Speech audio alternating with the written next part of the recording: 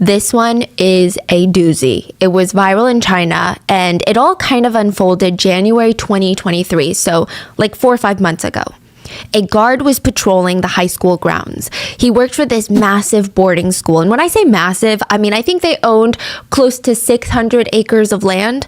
So it's a big chunk of land that he's guarding. He had to take his little guard dog, patrol through the woods, make sure that there's no trespassers, make sure no students are setting up a meth lab, no rogue chicken running about, and he would go through the stone paths. So it's not like the woods are completely uncharted territory. It's not like it's overgrown, the forbidden forest. You know, there's paths, there's trails to take, and he would just walk along. And some days he would be out there cutting down bamboo before it got a little impossible. But today, his guard dog had completely other plans. His guard dog would not budge. First, the dog was frozen on the path, and then slowly it turned its body towards off path and starts yanking at the guard. The guard gives it one tug, like, come on, let's get back on the path, but the dog absolutely refuses to stop barking. The dog is pulling towards the trees.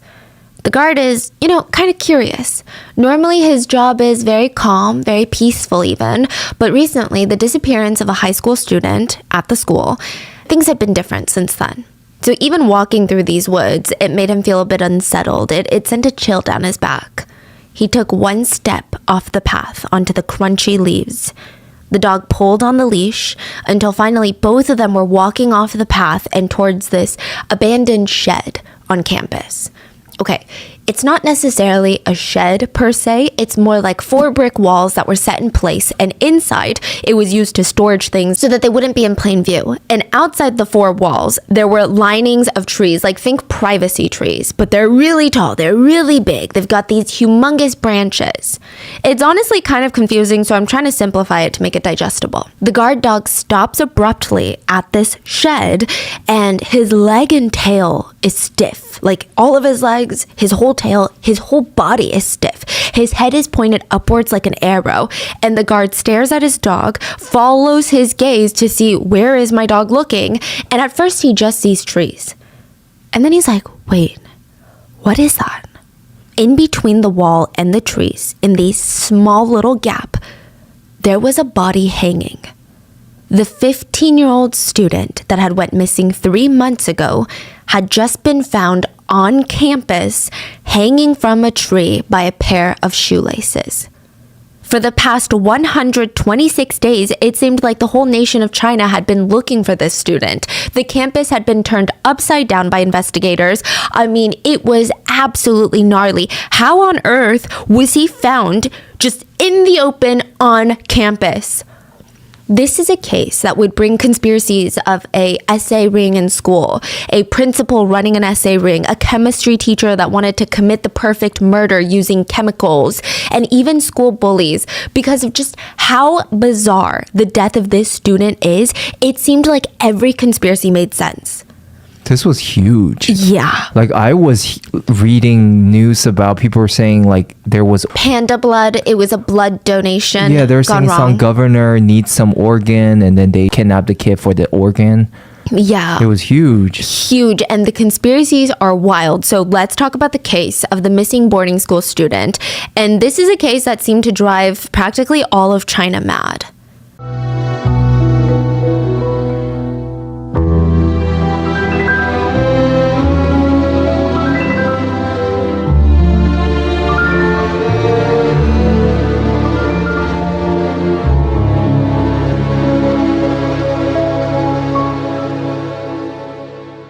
As always, full show notes are available at rottenmangopodcast.com. I did have a Mandarin speaker help with this research, not him, okay? A Mandarin researcher, and especially in regards to all the public theories, the threads that just catapulted this case into mainstream media, I wanted to make sure that we covered the most of it. And a lot of netizens, they were invested in this case. This received a ton of media attention in China, and there's just so much mystery, speculation, conspiracies about what's going on. So we're going to cover the most popular ones. But just a reminder, myself included, it's easy to get swept up in these conspiracies, but, this is a case that affected and still affects the lives of real people. So I think wild speculation is fine as long as it's done with compassion and grace. But let's just be mindful. So with that being said, let's get into the story. This story takes place in a boarding school in China. It's called the ZHI? Zhiyuan High School, which boarding schools, okay, we know one person that was in a boarding school for a few years and it's completely anecdotal, but they said it was pretty creepy. Like, I don't know, maybe it's all the movies and books that make boarding schools feel like something is lurking in the background, but it's not just a big sleepover, you know? That's what they said. The first few nights feels like a big sleepover and then it's no longer fun. That's exactly how they describe it. It's just got an eerie sense. Now, today's story solely takes place in a boarding school, so I have to give you the rundown of the campus. There are two main buildings in this campus. There are a little bit of like small little one-story buildings here and there, but these two buildings are the most important ones. They're technically side by side. They're 0.06 miles away from each other. So it should take like a minute or two to walk from one building to the next, right? Oh, 0.06. Yeah. Oh, yeah, that's super close. Yeah, that's like really close. I mean, there's some trees in between, but it's so close. Now, they're technically side by side, but like I said, there's a small little park that you have to cross. So one building is reserved for all the classrooms and most of the administrative rooms, like think your principal's office, all of these things, teachers' offices, HR. Then you take a quick little walk. Then you've got the other building. This is reserved for student dorms. And the campus is reminiscent of a college campus, but on a tinier, much smaller scale. I mean, outside of these two main buildings, they had a gym, 2 parks, soccer field, basketball court, tennis court. I mean, it's a pretty big school. And since it's a restricted boarding school, one of the appeals is that it is completely gated and fenced off from the general public. And students were not allowed to leave the campus without getting explicit permission from teachers or staff, because these are high school kids. These are not college kids. So this way, parents feel a lot safer about sending their kids to this school because it's not some sort of free-for-all. The kids are still under very constant, strict supervision. Everyone is treated like a high schooler and not like a college student. And this is all kind of important later. So anyway, the school has these 3 massive gates. Now, the biggest one is the main gate. It's huge, it's fancy, it looks grand, and it's used for big celebrations like welcoming day, graduation day.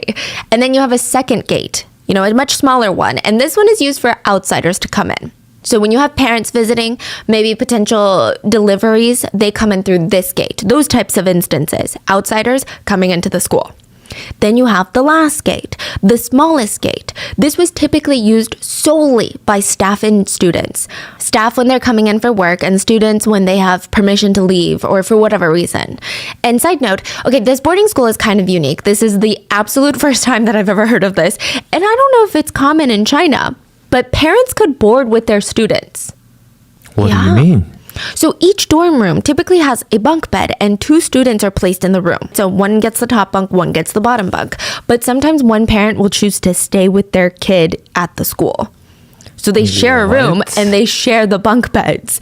And a good amount of parents chose to do this at this particular school. I think there was 90-something parents who lived on campus.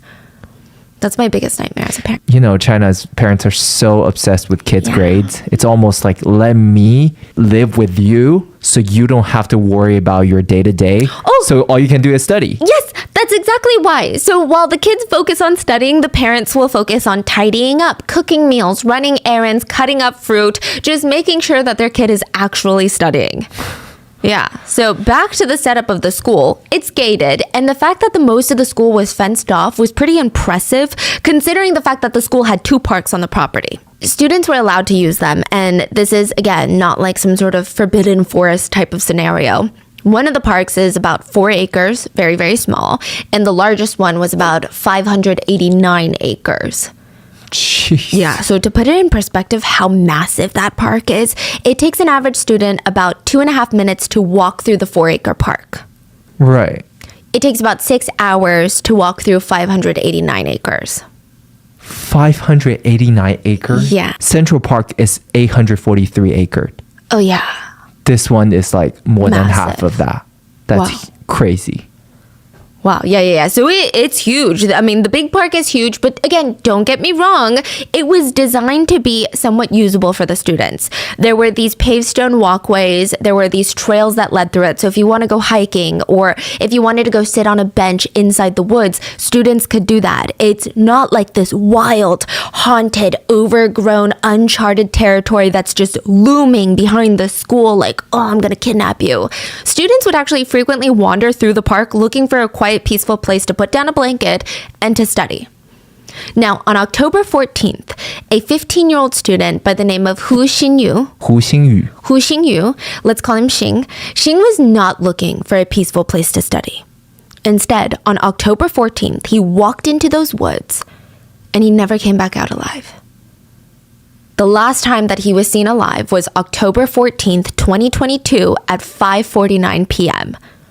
Xing was seen walking into his dorm building. He checked the time. He had about 10-15 minutes max before his next study hall class. So his next study hall was at 6:20 p.m. And the class technically starts at 6:20 p.m., but the teacher wanted all of the students to arrive 15 minutes early. So truly, he only had about 10 minutes before he had to make his way over to the school building. He did not go into his room. Maybe he didn't want to lay down if he has to get right back up. So instead, he goes to the 5th floor of the dorms and walks out onto the balcony. So they've got this little mini rooftop area. Wait, where is he walking from? So he walked from the school building back to his dorm building. And he's got like 10 minutes left, you know? So he's inside of his... supposed to walk back to the school building because he has a class in 10 minutes. A study hall. But instead, he walked all the way to the dorm building, walked to the 5th floor, and went out onto the balcony.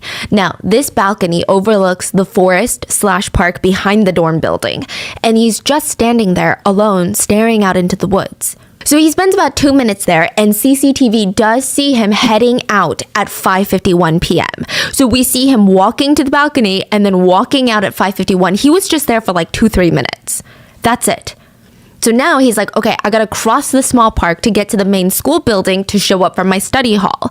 And he's seen walking on the CCTV cameras at a somewhat leisurely pace. He doesn't seem rushed, which he's not late, so he doesn't have to be. He doesn't seem angsty. He just seems like he's enjoying his nice little walk. He turns into the park, and that is the last time anyone has ever seen him. It took a little while for people to start panicking. The students were expected to be at the study class 15 minutes early because there were always late students. So usually the students would even be late for that. The students would come 5 minutes before the class, which is fine as long as the teacher can start the class on time. She didn't care. Now, Xing was not early. He didn't even make it when the class was supposed to start. But even then, Teacher A, this is a fake name, she always knew that there's at least like one student who shows up super late, like 20 minutes after class has already started. So Teacher A thought it was just strange though, because Xing was never that student. He was never the one that showed up late. He was always early to class. She tries to focus on her lesson and didn't really start worrying until about 30 minutes into her lesson, and she realizes, wow, he's still not here. Now, like I said, this is not college where students can opt to not show up for certain classes or study halls. Xing is supposed to be here and he's not, so there's a problem. She knew something wasn't right. She excused herself, went into the hallway, pulls out her phone, and starts talking. She starts placing calls to administrators, other people. She's like, hey, can you guys go check for Xing in his room? Maybe he fell asleep, but he's supposed to be at study hall. For whatever reason, the kids said that the students in the class said that they felt something was off. They felt like something was amiss. The way that she was outside for so long talking on the phone, the energy was just strange. I mean, oftentimes you can imagine that kids skip class because they took a nap, they fell asleep, or they lost track of time, whatever excuse, but it felt amiss, okay? Eventually, it was announced to the class and administrators that Xing was missing. He wasn't in class. The administrators went to his room to check for him there. He wasn't there. Found it empty of Xing. Nothing was moved or packed. In fact, all of Xing's belongings were still there. So his phone, money, wallet, watch, everything valuable and important was left in that room. The only two things that they could consider missing were his student ID and the recording pen that he took everywhere. So this little recording pen was something that he recently bought, and he would bring it into all of his classes and record all of the lectures so that he could bring it home, import it, and listen to it over and over and over again as a form of studying. That was it. Those two things were gone. Oh, and Xing was gone. Now, the school does not immediately call Xing's parents right away because, I mean, imagine they call every parent to tell them that their child is missing when in reality, they're playing hooky, they're taking an extra long bathroom break, they're making out in the woods. Like, you don't know, right? Instead, they focused a ton of their energy in searching all of his friends' dorms and all over the dorm building and the school building for Xing. And it wasn't until they were absolutely certain that he was nowhere to be found that they made the call to his parents. He was last seen at around 6 p.m. His parents received a call at around 11:21 p.m. Mr. Who? This is Teacher A, your son's study hall teacher. Xing didn't make it to study hall today, and he's not in his room either, and we couldn't find him anywhere on campus. He did attend the last classes, so I'm sure wherever he went, it can't be too far, you know? But it's just been a few hours, so we wanted to alert you. Now, Xing's family, they live 3 hours away from the school. His dad and his aunt, they get into the car, they rush over. They get there around 2 a.m. That's as fast as they could be. Xing's mom, on the other hand, she worked in a completely different province, so think working in a completely different state. She couldn't get to the boarding school until about 11 a.m. the next morning. So the whole family, they arrive, and they're rightfully nervous, they're rightfully upset. I mean, like, what do you mean he's gone missing? I mean, the whole reason that we sent him to a private boarding school and pay money every single semester, like, isn't that part of what you guys are supposed to do? Make sure that the kids are safe, or at least accounted for? Like, what on earth are you talking about? He's gone. So the family speaks to everyone, Xing's teachers, his classmates, friends, anyone that might have seen them that day, and nobody was a great amount of help. All they mentioned was, I mean, he was fine. Yeah, I mean, nothing out of the ordinary. No, I didn't notice anything strange. He didn't seem like he was acting strange. I didn't see anyone following him. I didn't see anything alarming. Yeah, just seemed like a normal day. Xing's family, they start getting frustrated because there is a lack of information here. The teachers are like, we don't know. He just didn't show up anymore.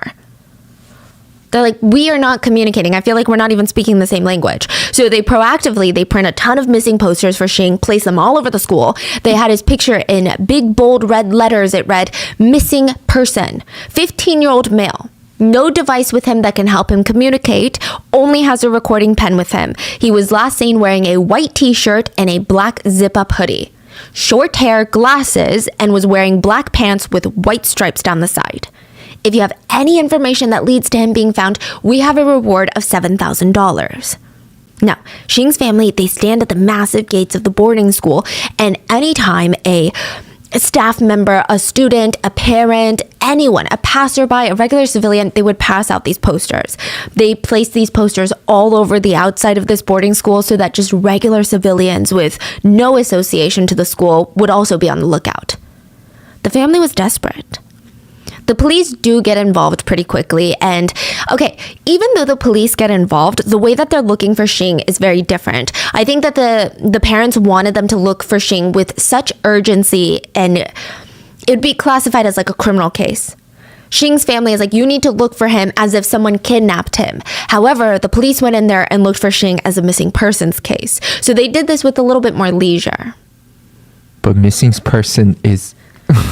Yeah, so I guess in China, it's classified as a missing person just means we don't know where they are. Does not mean that something bad happened to them. In order for it to be classified as missing persons criminal case, it means there needs to be some sort of hint that someone kidnapped them, someone took them, they got in trouble and something happened, versus missing persons is just straight up, we don't know the location of this person. Okay. They could have willingly run away.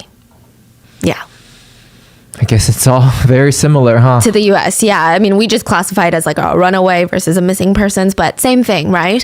So the teacher, police, and Xing's family, they search the entire school property with the help of civilian volunteers. They look in every single room on the grounds. They check the pools, attics, roofs, everywhere. I mean, they went the extra mile. They drained septic tanks just in case. A team of searchers flew drones over the grounds to run 3D imaging and scans. They brought in drones that did thermal scanning to look for him in the woods. Again, nothing showed up. You're guys seeing where I'm getting like, that's weird, okay? It's weird. Civilians volunteered to search, and the local community, they really came together to help. A lot of people said people searched as if it was their own son that had gone missing. It could be pouring down rain, and people would be bringing in their own resources. They would come in with parkas, rain jackets, walking sticks. It was said that at the biggest size, the search party was like 2,000 people big. Wow. So clearly, this is not a half-assed search. I mean, keep this in mind because his body is found in a place that should have been so easy. So I'm going to show you a map for the visual people, but if you guys are just listening to the audio, it's like the next building over. The shed, I know it sounds like it's way out in the woods. I think it was 0.2 miles away. It's really not that deep into the woods. And it's a building. It's like right there. People know of its existence. It's not like this forbidden, like, oh, nobody knows what the shed existed. The students had no idea this shed was there. So they search everywhere. Everywhere. They're draining tanks. They're combing through school security footage, but nothing seemed amiss. When they see Xing, he's wearing a white shirt, black zip-up jacket, walking out of the dorm building at 5:51 p.m. He heads to his study class, and that was the last footage of him. Then poof, nothing. He's not seen ever again. He's not seen at the campus gates. He's not seen leaving the grounds. He's not seen coming back to grab something. He's just gone. The leader of the rescue said, it's as if he vanished into thin air. We're not going to give up, but we have no clue. They had already conducted 4 cross searches covering 90 acres of land, 12 buildings, 884 rooms, 11 underground pipes, 10 septic tanks, 10 water heaters, 9 water reservoirs, 2 lakes, 2 parks, 2 sports centers, 1 garbage dump, 2,238 residences near the school, 589 acres of woodland south of the campus, 226 temples, 159 businesses, 124 miles of riverbank, 72 ponds, 16 miles of railroad, and 25 nursing homes. Wow. They followed and eliminated 378 tips and cleared all the school personnel and students, including the 98 parents that were residing with their children on campus. They did not find a single trace of Xing. They didn't even find a goddamn clue. They found nothing that suggested foul play or even a runaway. I mean, that's the thing. They didn't find evidence of either thing. They found no evidence. None. Which meant that it was going to remain a missing persons case in the eyes of the law, which is not what the family wanted. Missing persons cases in China, like I said, are equivalent to runaway cases in the US. They are not treated with nearly the same amount of urgency that criminal missing persons cases get, which, it's like that here. So the Hu family, they're broken from the lack of nothing has happened. Their son is missing. They're doing all of this and nothing was found. Like the lack of findings and progress made it so difficult for them to even feel hope. To them, it just didn't make sense. There's a lot of anger there too of like, I sent my kid to this boarding school to be safe and now you're telling me you have no idea where he went? Xing's mom was also dealing with a lot of guilt. She said originally she wanted to be in the boarding school with Xing. She practically begged him, but he turned her down. And it's not like they had a bad relationship. They got along really well. But he's 15, and for the first time ever, he's like, Mom, I just want to experience a little bit of something different. Maybe next year you can move in. But it's my first semester here. I want to see. So the months leading up to the move-in, his mom would ask, are you sure I could cut fruit while you study and I could clean up for you? Mom, it's fine. You're 3 hours away. I'm going to be good. So even though Xing's mom was a little bit sad, she let him have his space and there was nothing that made her concerned for him or worried for him. Like Xing was a good kid. Both his parents, his older brother Tao, they adored him. Side note, his older brother is like 15 years older, so it's like his second dad, basically. Tao was adored Xing. Anytime he made a little bit of extra pocket money with his job, he would buy Xing new clothes, new shoes. They got along so well. Everyone that knew Xing, not just his family members, they said, yeah, that's the type of kid that you would trust to be alone in a boarding school. Like other kids, you'd be like, oh, I don't know if they're going to study. I don't know if they're going to listen to the teachers. But Xing, yeah. Neighbors remember seeing him walk 30 minutes to his grandmother's house a couple times a week on a regular basis because she was wheelchair bound. And he would take her on these long scenic walks. He would run and buy groceries for her. He would clean up the entire house. He would do all the chores. And when he wasn't doing that, he was typically perpetually hunched over a math textbook. He's like every parent's dream kid. For example, one time their town was completely flooded. The water was coming up to people's knees. It was really flooded. So school, for some reason, was not canceled. Do you guys not cancel school often in China? If it doesn't affect the study, then no, yeah. Really? Like if it snows and the roads are a little icy? I mean, it depends on the city. Some city are used to it, you know? Yeah, I just remember growing up in the South, it's like one snowflake falls, school is canceled for a week. Yeah, for Georgia, yeah. Yeah. No, school for some reason was not canceled, and all the other students are trying to talk to their parents about this newfound discovery of the dangers of floods. They're like, Mom, Dad, I gotta sit you down and tell you floods are so dangerous. We walk out there. Do you know how much bacteria is in that water? We can't go to school. We can't. I know it's not canceled, but I can't go to school. They're like trying to tell their parents that. Not Xing. Xing put on his backpack and his neighbors said they were shocked to see him splashing onto the streets running to school. Same as always. He was like one of the few students that showed up. Even when his parents gave him allowance, he would just put it away into this little box. And they're like, please, just use this money. Go watch a movie with your friends.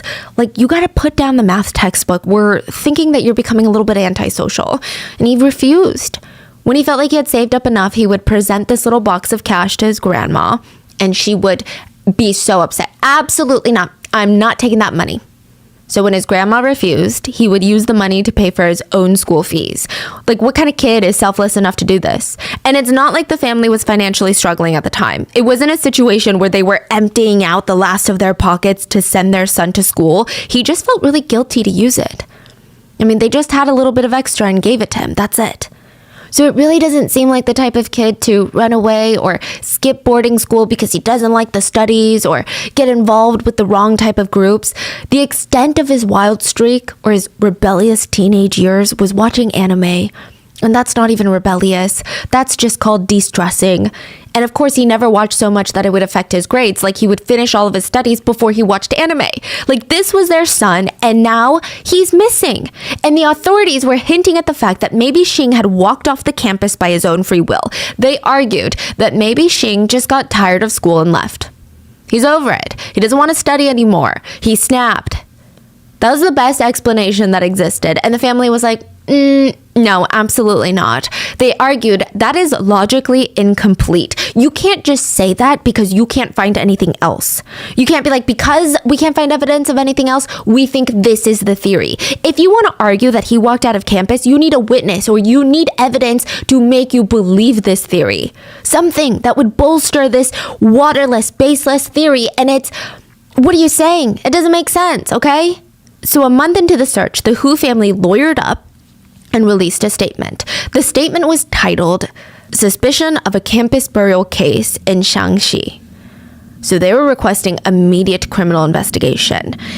A campus burial case meant that the family was terrified that the school was trying to bury his case and that Xing was literally buried on campus. They believed that his body was being hidden on campus because it's like a locked room situation. Nobody saw him leave, no cameras caught him leaving, so he must still be on campus. Now, side note, there was a campus burial case that had taken China by storm recently. In 2019, a body was found buried in a high school's field track. It was discovered that a supervisor for doing the school renovations, he had gone missing during work one day. That was like years ago, decades ago. They found his body. So the case, reminded people that schools are not as safe as we think they are or even want them to be. Are you talking about the playground case? Yeah. Oh my gosh. Yeah, okay, so... That's a different case, I think. That's a different one. There's a lot of... It was a playground where they were doing renovations and they dug it up and they found a body. Yes. Yeah, and just the idea that these kids are like bouncing around, hanging out, having fun on top of a dead body. Like, how does a dead body even end up buried under a playground at a school? I think it was a construction they were doing years ago, and then there's a conflict between... Was it a principal or a teacher or something? Yeah, and the contractor. They just went ahead and pushed them into the ground and piled it up. Yeah, for so like 20 years. I believe the principal was working with the construction company and overpaying them.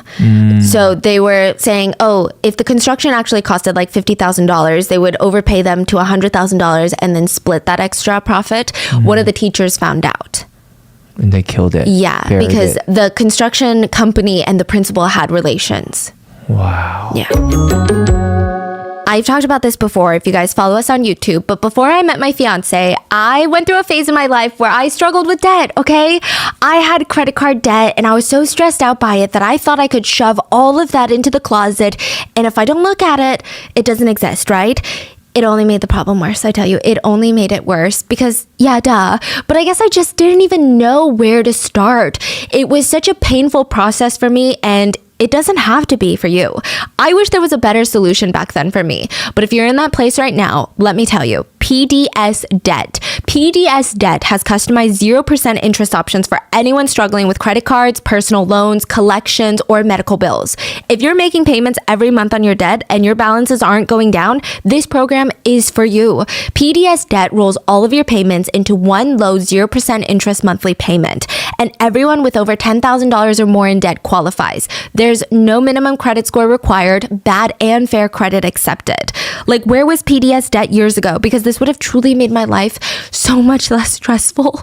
You can save thousands in interest and fees and pay off your debt in a fraction of the time. And like, look, little tip from me, ignoring it does not make it go away. In fact, when I first started tackling the problem, it felt so good and empowering. And right now, with rising interest rates and high cost of living, it's the time to finally take that initiative. So stop waiting and start saving with your own custom debt savings options from PDS Debt.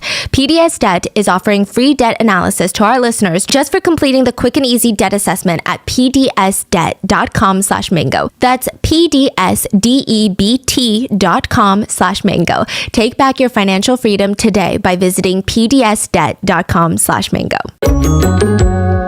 Now, the Hu family and their legal team felt like there was no way that Xing could have just walked off campus without one of the security cameras catching it, or even without a witness. And if that's what the school and authorities were alleging, that that's what he did, then there's some corruption. There's some sort of foul play involved. They believed that the security tapes from the school had been edited, and they were already upset because the camera situation at this school was bizarre. This school had over 100 cameras, but only 6 family hosts. So think of a camera host as a big family. Every single one of those 100 plus cameras belonged to a host camera. So they're all clumped together, and each host would cover a particular area of the property. And some hosts might be in the school building. Some of them are in the dorm building. Some of them are outside. Some of them are in the park area at the gates. The one host that conveniently wasn't recording at the time covered the area around the main entrance of the school. The family believed if the administrators believed that Xing walked out on his own free will, show us the footage. But maybe they can't because the footage would show something else entirely. So that's why it wasn't working. So the family had a lot of distrust. The family suspected that someone had messed with the cameras before they were turned over to the authorities. Why would they think that? So each person that signs to watch the CCTV cameras or to review them, they have to sign into a monitoring log. And this is like in the system, so it's not like a piece of paper, right? It's in the system. And out of the 6 camera hosts, 5 camera host logs were missing. What? It had been like wiped, meaning like we have no idea who signed in to view or alter any of those 5 camera hosts. And those cameras stopped recording due to a glitch.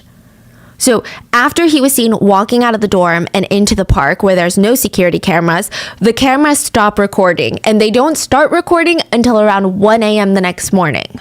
You're kidding me. Yeah. From the moment he went missing. Pretty much. How did they explain that? Yeah, they said it was a glitch. Okay, it was like an hour after he went missing. They're like, it's a glitch. That could mean that someone could have tampered with the footage from at least dozens of cameras, but we don't know because these logs are gone. And even the one camera that still had their logs left, that's the one that wasn't working. The one near the main entrance. And that one didn't even start recording until way later on. So, I mean, are you kidding? Like, we can't even see who is going in and out of this school at the time that he goes missing. And is that just a weird coincidence or is something else going on? And another thing, there are no cameras in the campus parks. A lot of netizens just felt like that was strange. If anything, that's like a big amount of space you would want to monitor, especially when you have high school students, right? I mean, yeah, you want to monitor the classrooms, but the parks, come on. So the family's attorney argued and begged for the public to pressure the school and police into finding Xing. They said there is no video footage of the school entrance and no sign of him climbing up school walls and escaping. It's like he evaporated into thin air. It's hard not to suspect that this is a criminal case and not just some sort of disappearance. It is possible that this is a school burial case. We hope that the offender can turn themselves in because that is the last and only way out. Both of Xing's parents quit their jobs to focus on finding their son.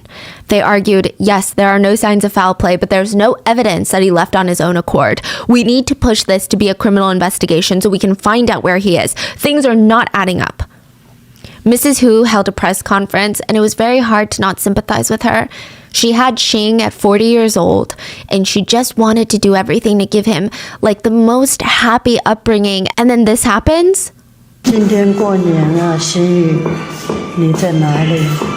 所有的都回家了，大大小小、老老少少都回家了，唯独就是你没有回来，孩子，你是不是还在学校里？你在学校里怎么就出不来了呢？现在放学了，别的孩子都接回家了，我的心雨在这个志愿学校。今天大家都放假了，我也想把我的孩子接回家，但是我来了见校长也见不了。 Netizens came together and they start publicly supporting Mrs. Hu. They even push her to start her own TikTok Douyin account. The account was called Xing's Mother Looking for Her Son. She just posted video after video begging the public to help her. She wanted to bring her son home. And in the beginning, everything was very understandable. But of course, in desperate moments, I think that humans have a tendency to do things that are a bit, maybe out of character, maybe a bit questionable. I think everyone understood where she was coming from. It didn't necessarily make it okay, but Mrs. Hu starts accusing random teachers of being involved in her son's disappearance. She was originally pointing the finger at the study group teacher. Teacher A. She explained that she had left the room with her phone for a long period of time, and the students claimed that she was acting strangely.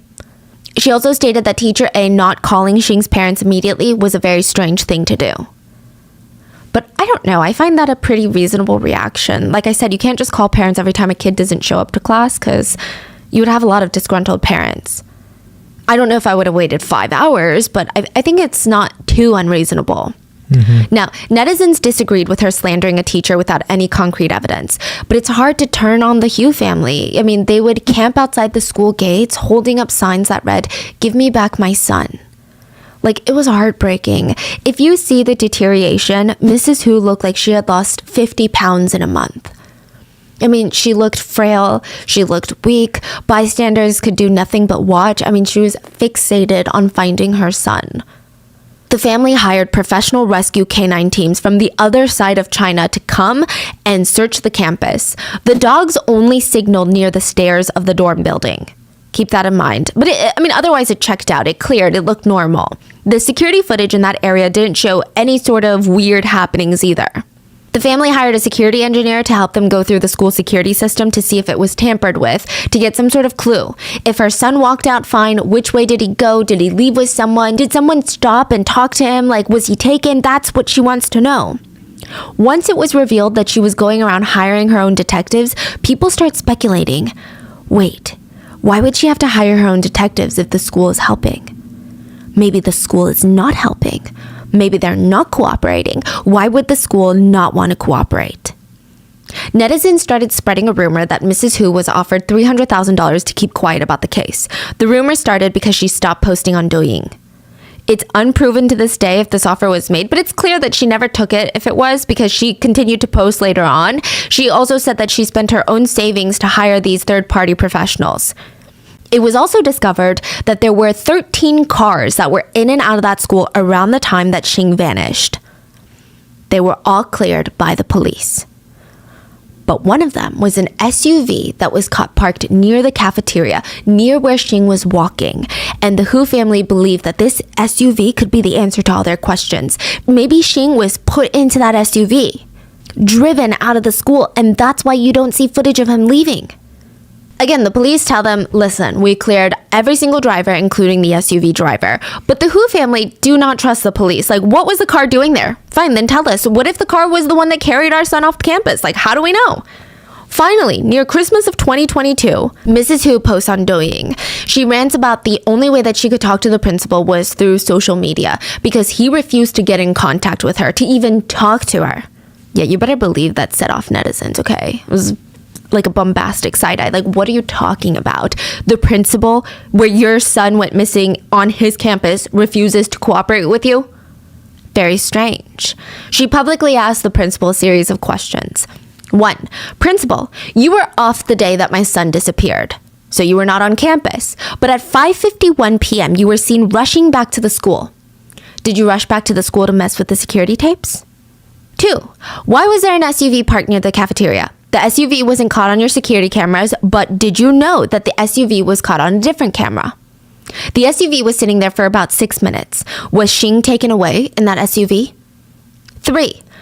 This is to the SUV driver. I want to ask you, did you take my son? 4. Do all the teachers here still even have a heart? I believe you carried my son to the cafeteria gate and into that SUV. So I think what the Hu family at this point were believing was that something might have happened to Xing at the school.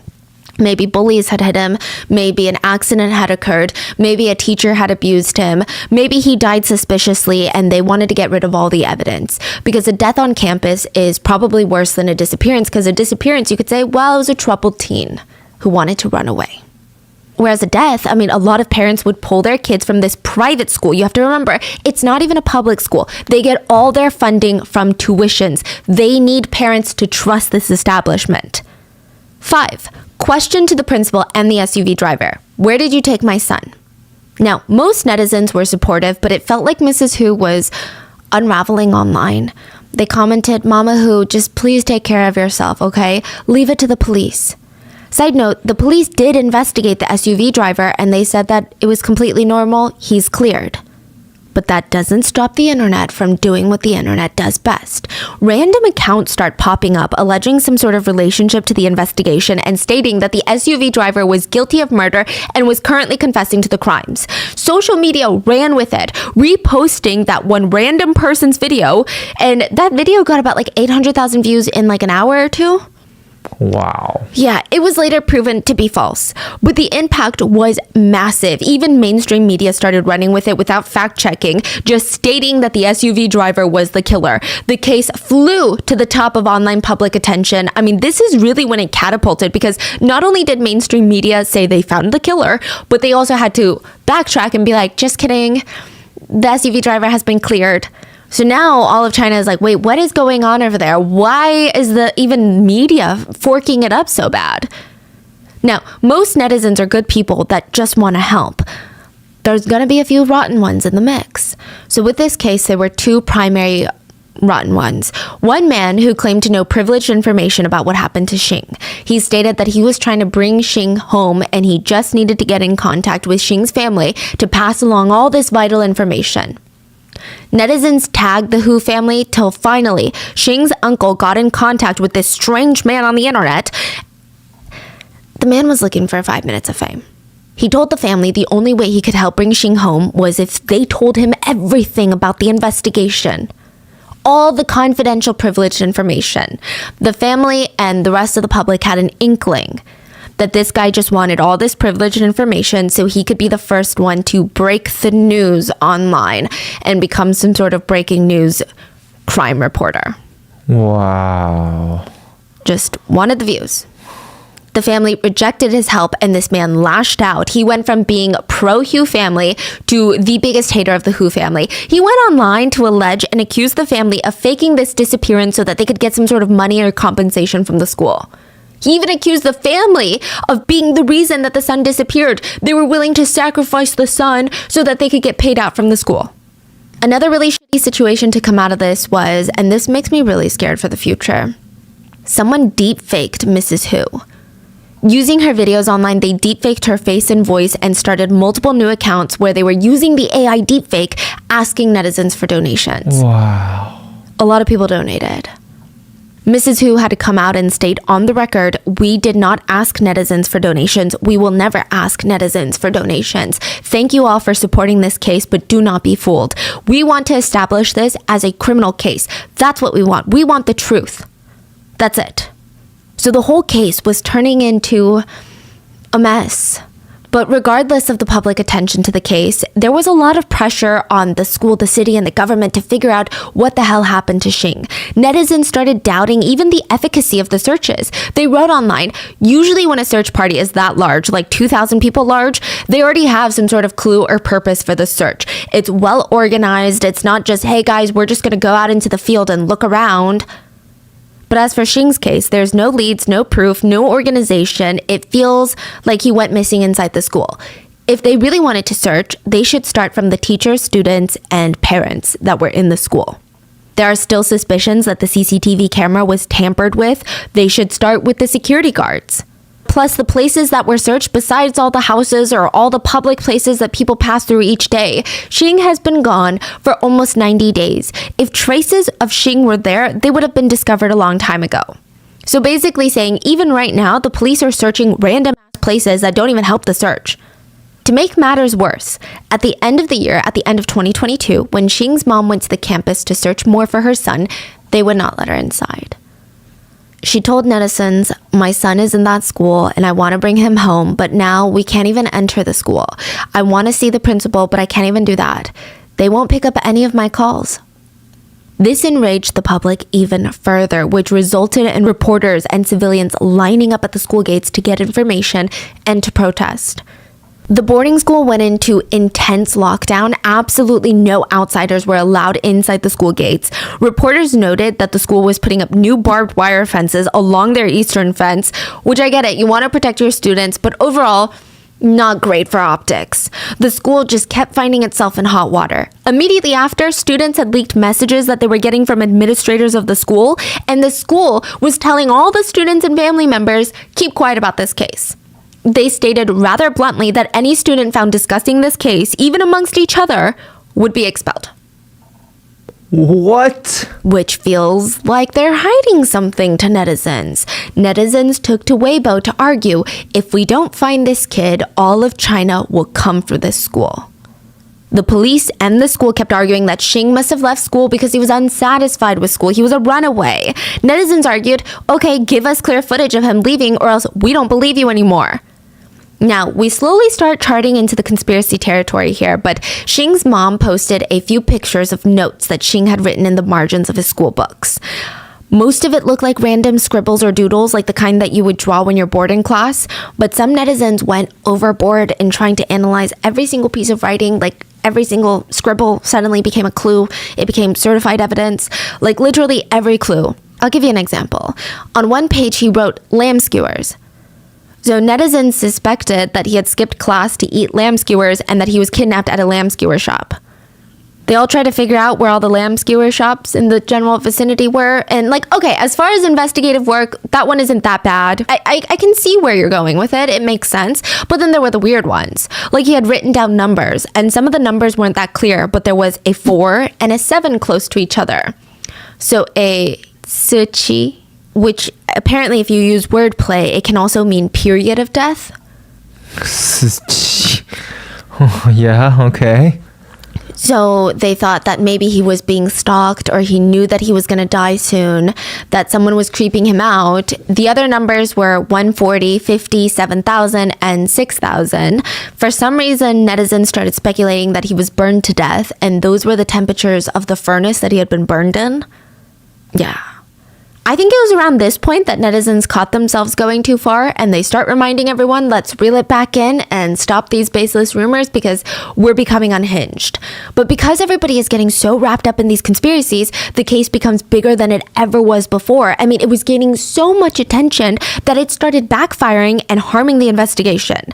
The Hu family was asked by the police department to sign a confidentiality agreement, meaning that they cannot release any more new information about the case unless the police release it first. The family agreed. They did not care. They just want to find their son. It's not like they're doing this for social media clout. And for a while, it was crickets. until Chinese-American detective Lee Chang-yu gave his 2 cents on the case and the media went into this feeding frenzy. So if you don't know, Chang-yu is a huge, huge name in the detective field. He is a famous criminal forensic expert in America. He's Chinese, though. He's a legend. In China, Even in America. Yeah, he's a legend here too, yes. He's a legend. I think there's many cases we talked about in the past. He was a part of it. Okay, he completed his PhD in biochemistry in just 1 year. Usually it takes people 4-ish years to complete it. He was the first Chinese American to hold the highest position in the state police department in the entire US. He investigated more than 6,000 criminal cases in more than 17 countries. He worked on JFK's assassination, Nixon's Watergate scandal, Clinton's impeachment, O.J. Simpson's murder, the John Benet Ramsey case. He worked on that one, the 9/11 attacks, and those are just some of the cases that he's worked on. He is famous even in China, even though he's an American detective. He's been nicknamed the #1 Chinese detective. Yeah, if something happens, he's the one to solve it. He was asked about this case. Okay. And he said, first of all, I've never been to the crime scene, so I just want to clear the air. I don't want to start false rumors. I am just gonna, you tell me what you know, and I will tell you my expert advice. So he's not saying this is what happened. He's not saying I investigated, I talked to people. It was literally just a question, and someone was like, okay, so this student went missing, and like blah, blah, blah, blah. And he's like, from that information you just gave me, he said, I've been in the detective field for many years and I've seen all sorts of crimes. According to the past cases, the possibility of a 15-year-old boy leaving the campus on his own like this, very unlikely. The security cameras on campus also did not catch him leaving, so how could the police give out such a conclusion without evidence to support it? Yeah. I've never been to the crime scene and I can't spread false rumors, but from my experience, I believe that Xing had already been harmed and it happened inside or around the school premises. He's probably hidden inside the school. Another possibility is that it was organized crime and everyone is giving the same verbal evidence. So for the offender, what I've learned is, this is crazy. The most dangerous place is usually the safest place. So to commit a crime at a school where you're familiar with or your home, it's the most dangerous because that's where the police will search, but it's the safest. Netizens took that to mean that there is a possibility of this being an inside job. That meant that the personnel and the students on campus weren't cleared, even though they were cleared by the police. They took it to mean that multiple people could have faked a story and convinced everyone to share that story over and over and over again until it became the truth. The most dangerous place is usually the safest place. He's hinting that the culprit, being someone at the school, had heard him at the school and he's still at the school. He also went on to question the police and he stated, my analysis comes from similar previous cases, more than this specific case in particular. But Xing is a minor, and according to the footage and information that the police do have, there is a possibility that he was harmed or harassed and could be in a life-threatening situation. According to the law, it should be classified as a criminal case. At this point, the police have not done so. I don't see why there are reasons behind this. Unfortunately, there in fact were reasons behind this, and I don't think they're good reasons. This is not in the police defense. I think this is goofy, and this is like everywhere. Even in the US, it's goofy. But in China, in order for missing persons case to be classified as a criminal case, you have to meet multiple criteria. The place of disappearance has to have clear evidence of violence, like Gone Girl style, coffee table turned over, blood. A person must come forward stating that the missing person was harmed. I saw that person get pulled into that van. The missing person must have disappeared with a vehicle or large amounts of money. That doesn't even apply to a 15-year-old. The person is under the age of 14 and has been missing over 48 hours. The person had conflicts or disputes with any other party before their disappearance. Or no one knows where they've been for the past 3 months. So no one knows where Xing's been for the past 3 months. 3 months had passed, but because he didn't check off multiple boxes, it was not a criminal case. Which feels contradictory, okay? It feels dumb. It's a bit of a huge double standard. The police state that the security footage evidence had not been cut or edited, but it was too late. You know, the public, they were having a whole media frenzy with this one. Netizens yelled at the police, if he's alive, we want to see a person. If he's dead, we want to see a body. Ultimately, January 28th of 2023, the police would have an entirely new problem on their hands. Xing's body would be found. A security guard was about 0.18 miles away from the main school building. 0.2 miles. I think I said it was under a mile. It's 0.2 miles. Wow. Yeah. And the guard dog was barking. He followed his guard dog up to a big red brick wall, and there were overgrown trees in front of it. Hanging from one of the tree branches between the red brick wall and the trees was a decomposing body. Police rushed to the scene and immediately stated that they knew that this was Xing. They stated that his black zip-up hoodie was still on him, his shoes were on the ground below him, and curiously, his recording pen, the one that he used to record his lectures, it was on the wall. This wall, the red brick wall, had like little ledges that technically he could climb up to so that he could hang himself or to put a pen. A lot of his students were seen climbing up and down these walls before, which is suspicious because that means everyone knows that this shed exists, so why didn't they search it? So at first glance, the police believe that he committed suicide. There's conspiracies on why the police might lie about something like this, but let's explore the route, shall we? In order to do that, we have to take it back to 2019. His body is found in 2023, but the story starts in 2019, according to the police. COVID was a rough time for Xing.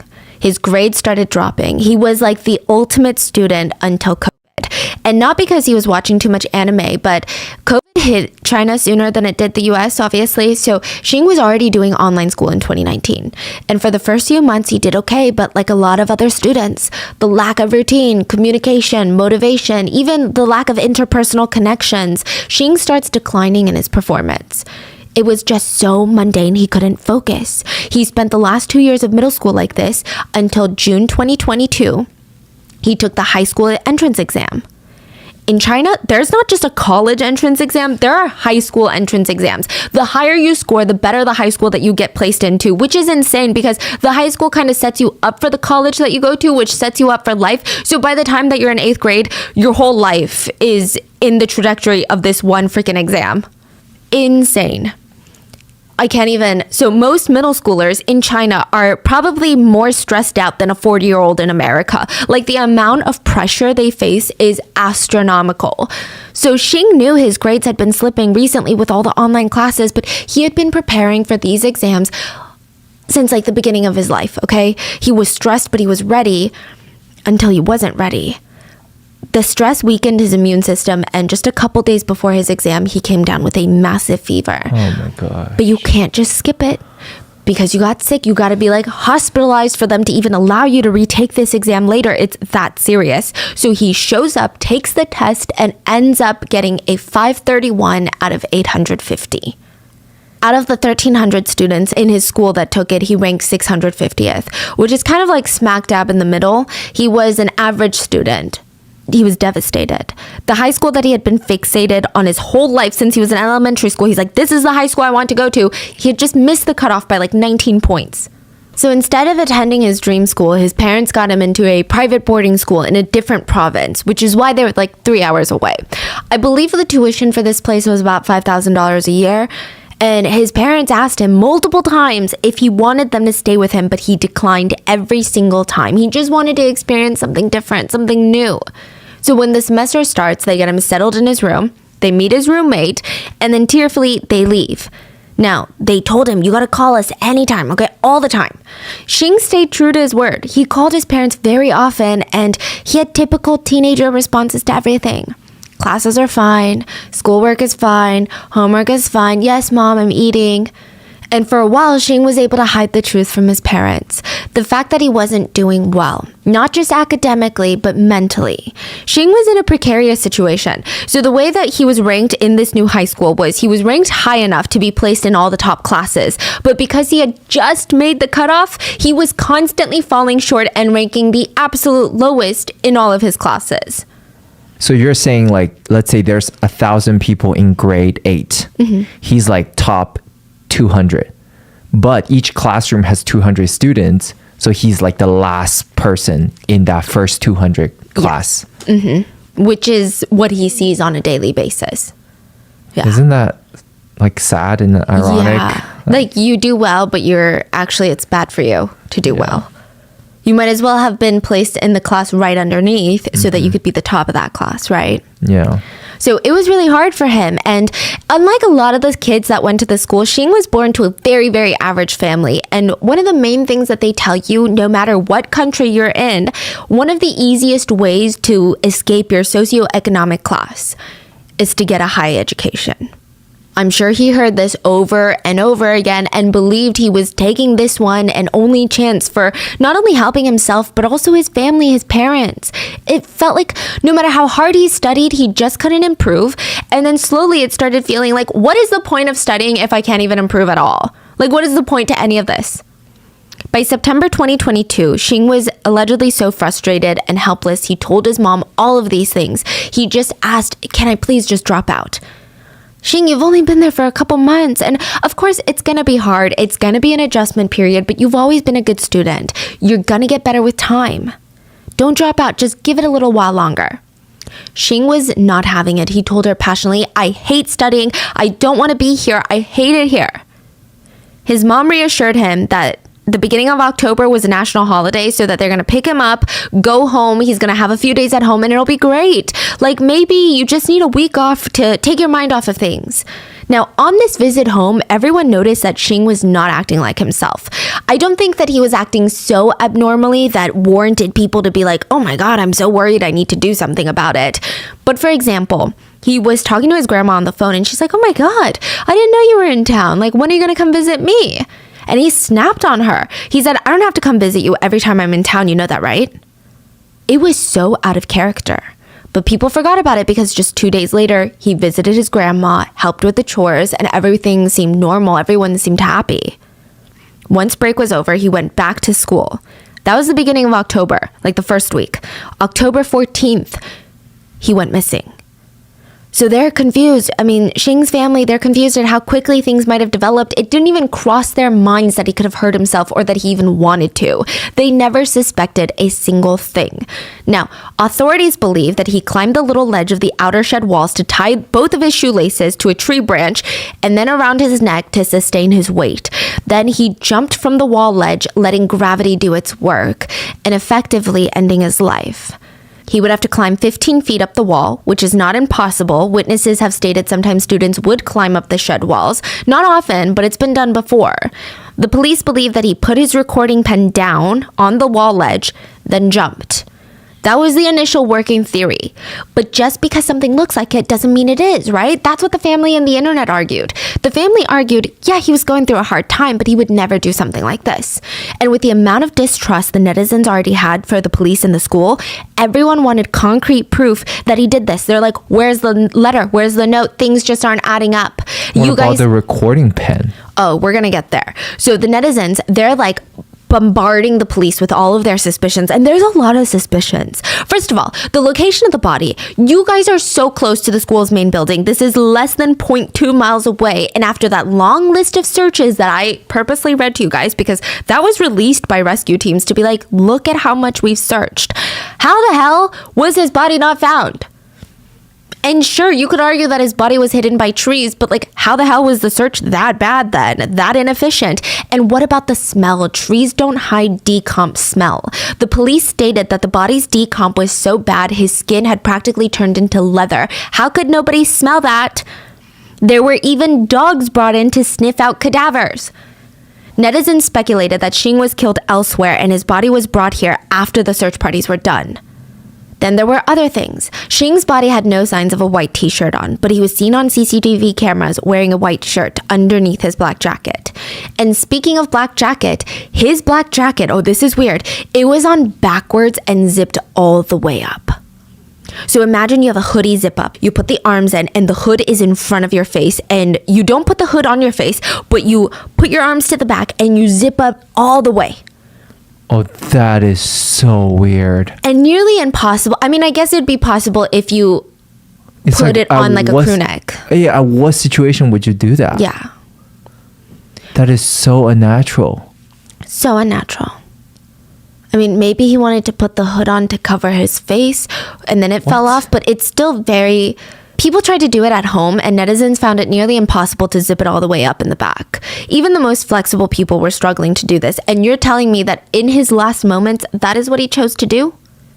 And then you have the shoelace. Netizens do not believe that 1 or 2 shoelaces can withstand the weight for not just his death, but for months and months. We don't know Xing's exact weight, but looking at CCTV, he looks average to thin-sized, so this one, I don't know what to think. So even though his body was found, it looked like there were more mysteries, more questions, and it was only getting deeper. Netizens started to scream online, "We need to figure out where his feet were pointed." Netizens argued that if his feet were pointed downwards, like his toes were pointing to the ground, then he must have died via hanging. But if they were parallel to the floor, then he might have died in a separate position when rigor mortis had set in, and then his body was hanged. Yeah.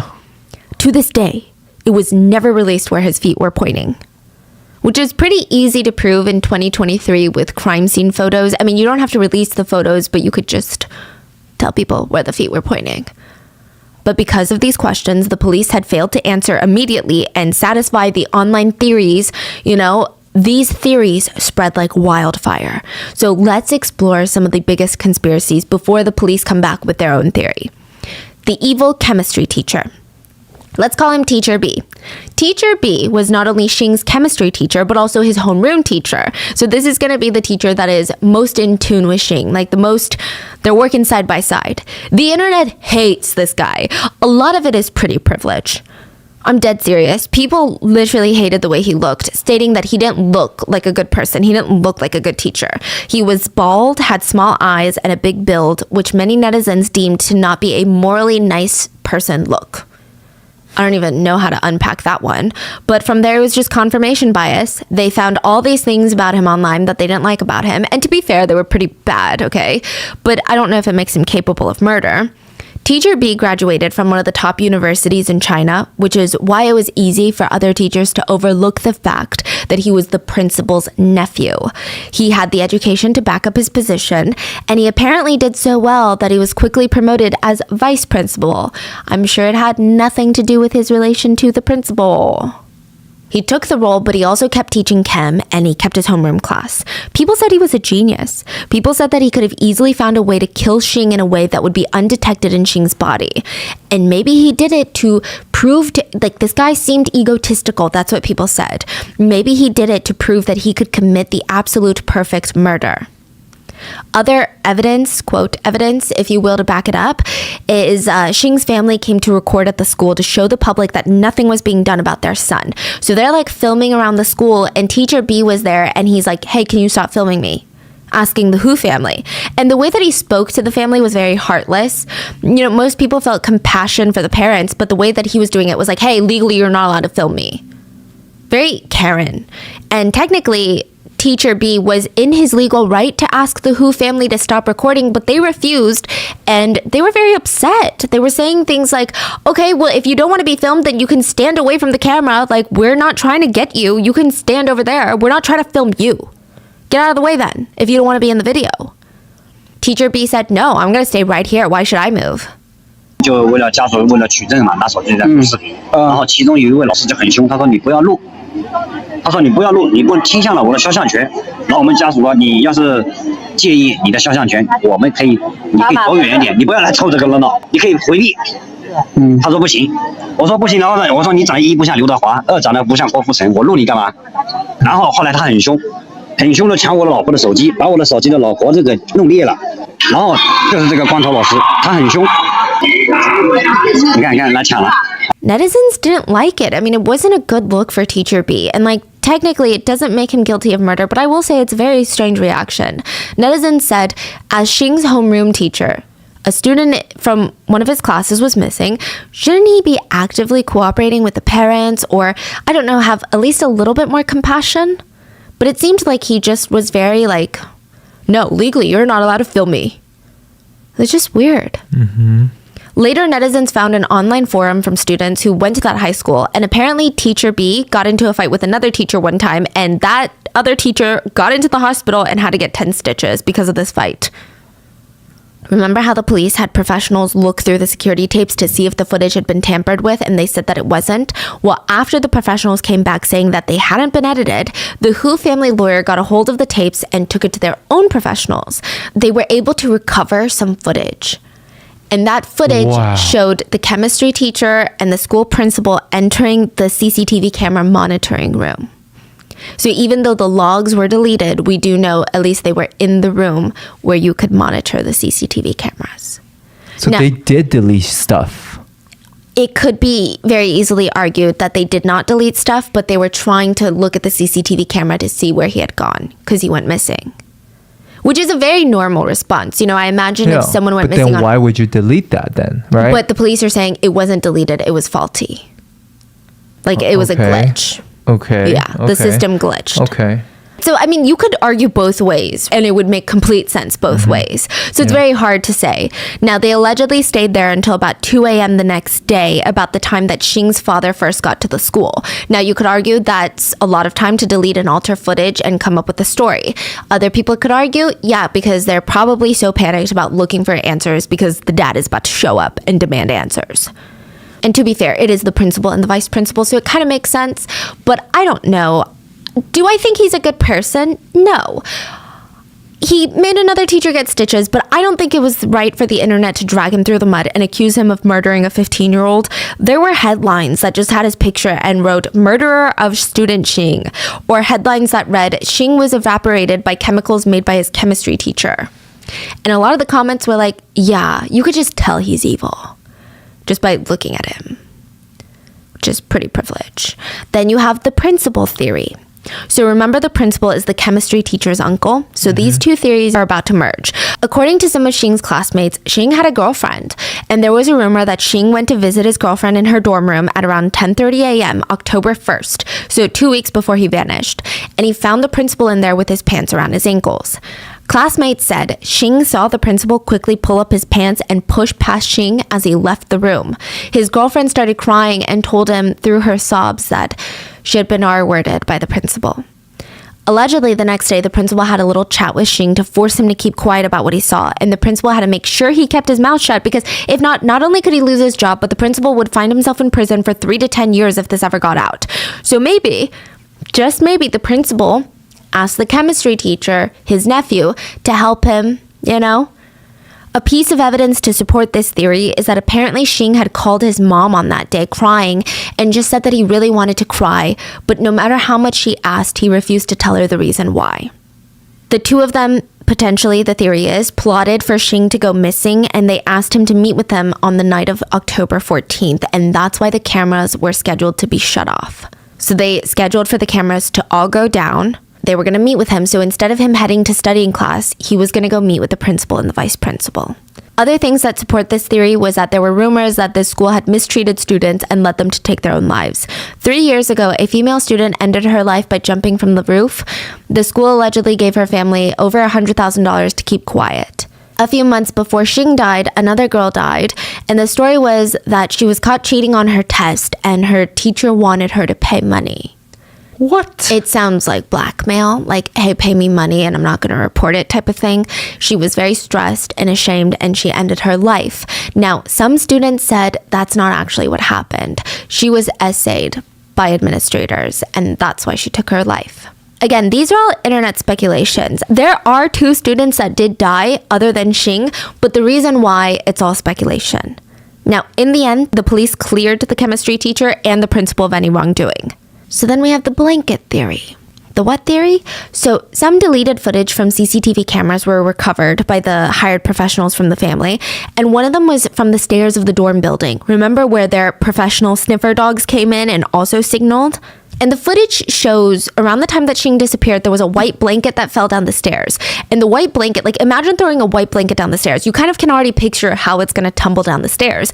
This white blanket looks like Casper the Friendly Ghost. Like the way that it falls down the stairs, it looks like there's something in the white blanket. I'm going to be honest with you. It looks like something's in the white blanket, but the theory gets a little crazy, okay? They said that someone had thrown this white blanket over Xing and thrown him down the stairs and then cut off the CCTV cameras and then disposed of his body. Personally, The strange shape to it, the way it falls, it's weird, but we've already seen Xing walk out of the building. But it is weird. It's a very strange coincidence. Now, the blanket theory goes cold for a while, and in comes the theory you were talking about. The panda blood theory. This is perhaps the most outlandish theory, but there was a rumor that Xing had a very, very rare blood type. The rumor was that only 1% of the population had this rare blood type, hence the name panda blood. The school might have known that he had this blood, maybe from his past medical records that were submitted or from a nurse's visit, but people speculated that an illegal organization must have been after his blood. Why would they kill a student for this type of blood? I mean, a student in a boarding school, you're going to get so much attention. Well, the theory was that a very powerful person, a government official of some sort, needed this blood to survive. The principal and the chemistry teacher were in on it to make a profit, so they shut down the security cameras.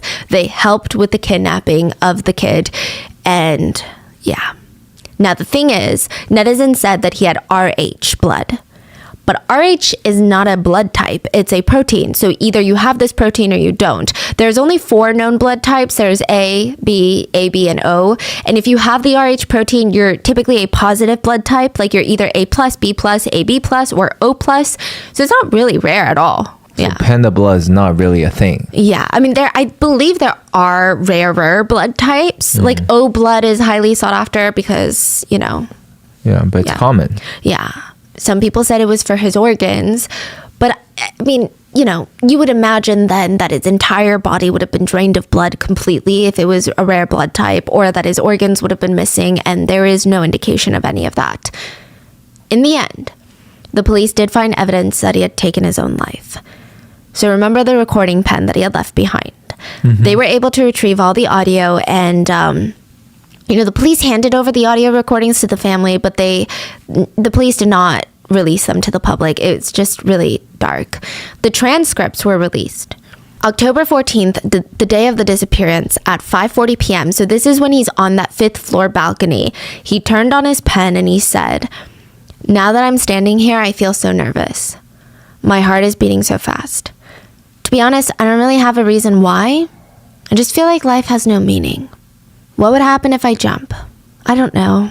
Probably no one would notice for now, but after a few days, people will definitely notice. Why didn't I jump? I really want to jump? No, maybe I don't." The second recording was taken the same day at 11:08 p.m. It's speculated that this was when he took his own life. And he said, "There's no more meaning. It's almost midnight. I might as well just wait a little bit longer and die. I can do it because today I just feel so unsure. Now I just want to die. I really feel like there's no longer any meaning in life." Fellow students and teachers came to state that he expressed on multiple occasions that he was stressed. He had insomnia. He was struggling to stay focused on his studies. It's believed that the tipping point for 15-year-old Xing was just 3 days before his disappearance. He ranked the lowest in his class on his geography test. Other notes were found in his notebook that were not just random scribbles and doodles, and he wrote, "If I feel useless, I should think about where to go and bring up the idea of going back home. First, I should consider how to tell teacher A. It's best to be specific. I'm worried about how this will affect others. I don't want to bother her. I'll just adjust my emotions myself. You know, I care a lot about how others feel, but I'm not unsociable." Another one said, "It's so hard to adapt to this new environment. My introverted personality is so annoying. Maybe I can't blame it all on my personality. This is just me. I can write to calm down my emotions, though." Another one, "I finally understand those people with insomnia. At night, you just think about all these random bizarre things. And I finally know why my eyesight is getting worse. I keep staring at the book on my table. I don't even dare to look up at the blackboard. I'm scared the teacher might notice me looking with a blank and confused expression on my face, and then she'll get annoyed. I hate seeing people get annoyed at me. But at the same time, I treat people with such negative attitude too. I haven't changed my habit of procrastination. I do this every time. I leave my homework till the very last minute and just simply complete it the next day. I'm not super rushed. At least I can get some sleep." Psychologists who studied this case stated that Xing was a people pleaser. He was introverted. He had a very delicate personality where he was very, like, if someone was disappointed or annoyed with him, he took it very, very harshly. He took it personally. He seemed really, really depressed at the fact that he only ranked 58th. And it's not just the ranking that was so psychologically impactful for him. It was the fact that he felt like his parents were disappointed. Even his teacher, who he had just met a few months ago, he hated seeing them being disappointed. An autopsy was released that showed Xing's body had no blunt force trauma, all of his bones were in place, and there were no abnormal bone fractures or other damage to his bones identified. His organs were all there, and they showed no signs of internal bleeding. There was no traces of drugs or poison in his system. As for the other questions, the white shirt, forensic experts came out to state that when you are that far in decomposition, your skin starts to decompose, and oftentimes there's almost like a bubbly acid, like a liquid that will start to form, and it seeps out of the body. It's not acid, but it does have like not a disintegrating texture, but for example, it's like if you were wearing a shirt and you got wet in the rain and it starts sticking to your body. Like that could potentially happen during decomp, and it caused the white shirt to stick to his body. And then the further along that he got in the decomposition and being exposed to the outdoors and exposed to the elements as well as other organisms like maggots and flies and wild animals, basically his body blackened and rotted, and so did the white t-shirt. They stated that this was nothing new or strange in the decomposition process. What about the shoelace? It was argued that because there were 2 shoelaces, it held his weight and he was a little bit on the frailer side. Now, why didn't they find his body sooner? The police argued that because there were usually stationed guards at this abandoned shed 24/7, when rescuers came to search the area, the guard just let them know that nobody had gone in or out of the sheds recently. So they just visually combed the area and left, and a thorough search was never done. Now, this one feels iffy, but it kind of reminds me of people being incompetent. Like, I think the way that he got into that area, there probably wasn't a guard paying attention, or maybe there was never a guard there, but the school was supposed to have a guard there. So they faked it later and was like, oh yeah, the guard was there, but I guess he just missed him. In the end, ultimately, it did seem like all the roads lead to him making the choice. The Hu family, they were devastated at their loss, and I'm sure there's a lot of emotions to unpack. I think with cases like this, there's like a lot of guilt. It didn't help that the netizens turned on the Hu family. A lot of netizens completely switched sides and went from giving support to Mrs. Hu to asking her, how did you not know? Were you just a tiger mom that only cared about grades? Maybe you pushed your son here. They were saying things like, how do you not even notice that he's struggling? Xing's mom cried and said, you know, I didn't have a high education level. I didn't even know what depression was. I thought providing food, clothes, and education to my children was everything I needed to do. The online hate got so bad that Mrs. Hu deleted the post about her son. They also had to move out of their family home. The case was not completely shut and done, though. You know, there are some still loose ends and theories floating around. First of all, netizens still have questions about how the body was when it was found. The jacket being on backwards is a big detail. I mean, even just the fact that they didn't find the body sooner is a big detail that puzzled the internet. But as for the jacket, a psychologist came out and argued, sometimes people who are making this decision, they will do strange things that are hard for other people to understand. It shows their dissatisfaction in certain areas of their life.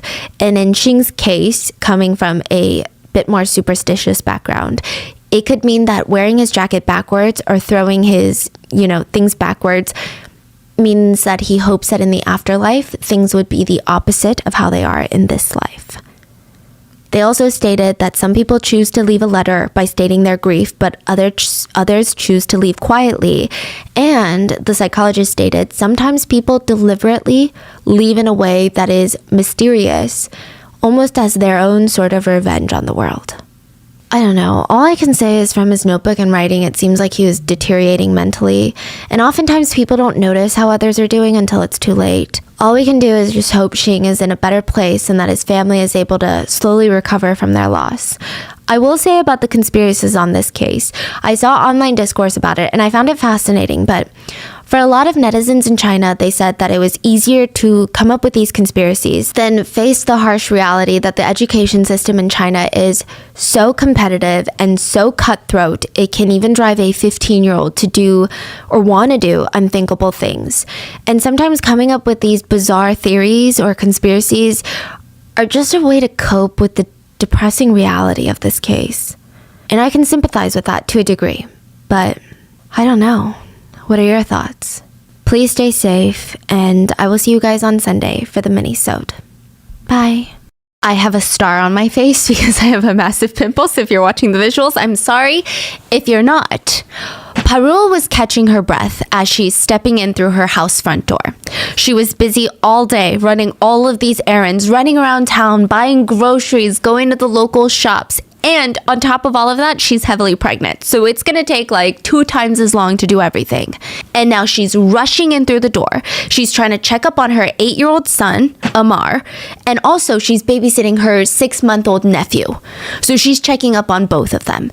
And like, okay, yeah, in hindsight, probably not the best idea to leave an 8-year-old in charge of the house, in charge of watching this 6-month-old baby. But in this area, daycare is just not really a thing. Like, people don't really have babysitters. They don't really have places to send their kids so that they can run errands freely.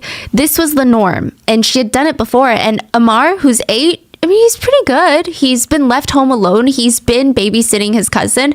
Everything has been fine. So she walks in through the door and she sees her son Amar just playing on the ground with all of his little toy cars. She's like, "Hey, sweetie, I'm home." And she's putting down the groceries and she's wondering, okay, well, where's the nephew? Where's the 6-month-old? Amar just is sitting there quietly and doesn't even respond to her. "Sweetie, did you hear me? Where is the baby? Is he in the crib?" He's not responding. So she stops what she's doing, looks at her son, and she sees that he's kind of smiling. And it's just odd. It's a little unsettling. Like, he's not laughing. He's not giggling. It feels like, you know, when a kid is playing a joke on you and they hid your keys when you're super busy? It's like that smile.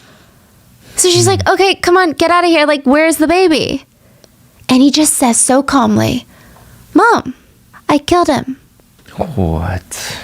At first, she thinks all of this is a joke. I mean, maybe this is how kids joke around. Maybe he inherited some weird, sick, deranged sense of humor from someone up in her family line. She doesn't know where, but this has got to be a joke, right? So she gets up and she's like, "What are you talking about? Where did you hide the baby? The game is over. Hurry up and tell me." He just grabs her hand and starts leading her to the backyard. And I think this is when she genuinely starts feeling a little bit more relaxed. I mean, I think she could still probably hear the heartbeat in her throat. She's probably still a little bit panicked because the baby is still missing right now. But she's thinking, okay, I'm going to go outside. The baby's going to be laying flat on its back in the grass in the backyard, sucking its thumb, looking up at the sky. It's going to be okay. And then I'm going to have to teach my kid a lesson. But as they're heading out, there's nothing. The deeper they get into their backyard, she's starting to get that anxious feeling again. And she starts scolding her son, like, "This isn't a good prank. Just tell me where you hid him. You need to tell me. This could be dangerous." He starts silently leading her towards the back, further and further. And finally, he lifts his hand, his tiny little hand, and points at the ground. There's a bunch of dirt that looks like it's been freshly dug in a patch of grass. She doesn't even have time to think. She throws herself on all fours. She starts digging until her fingers brush soft skin, and she lifts her baby nephew out of the dirt. And it looked like he had been in some sort of horrible, horrible car accident. I mean, she could hear ringing in her ears. She's panicking. And she looks at her son, and he just calmly says, "I smashed his head with a brick." And she leaned over to the side and threw up. And the 8-year-old dug a grave? Dug a grave. Wow.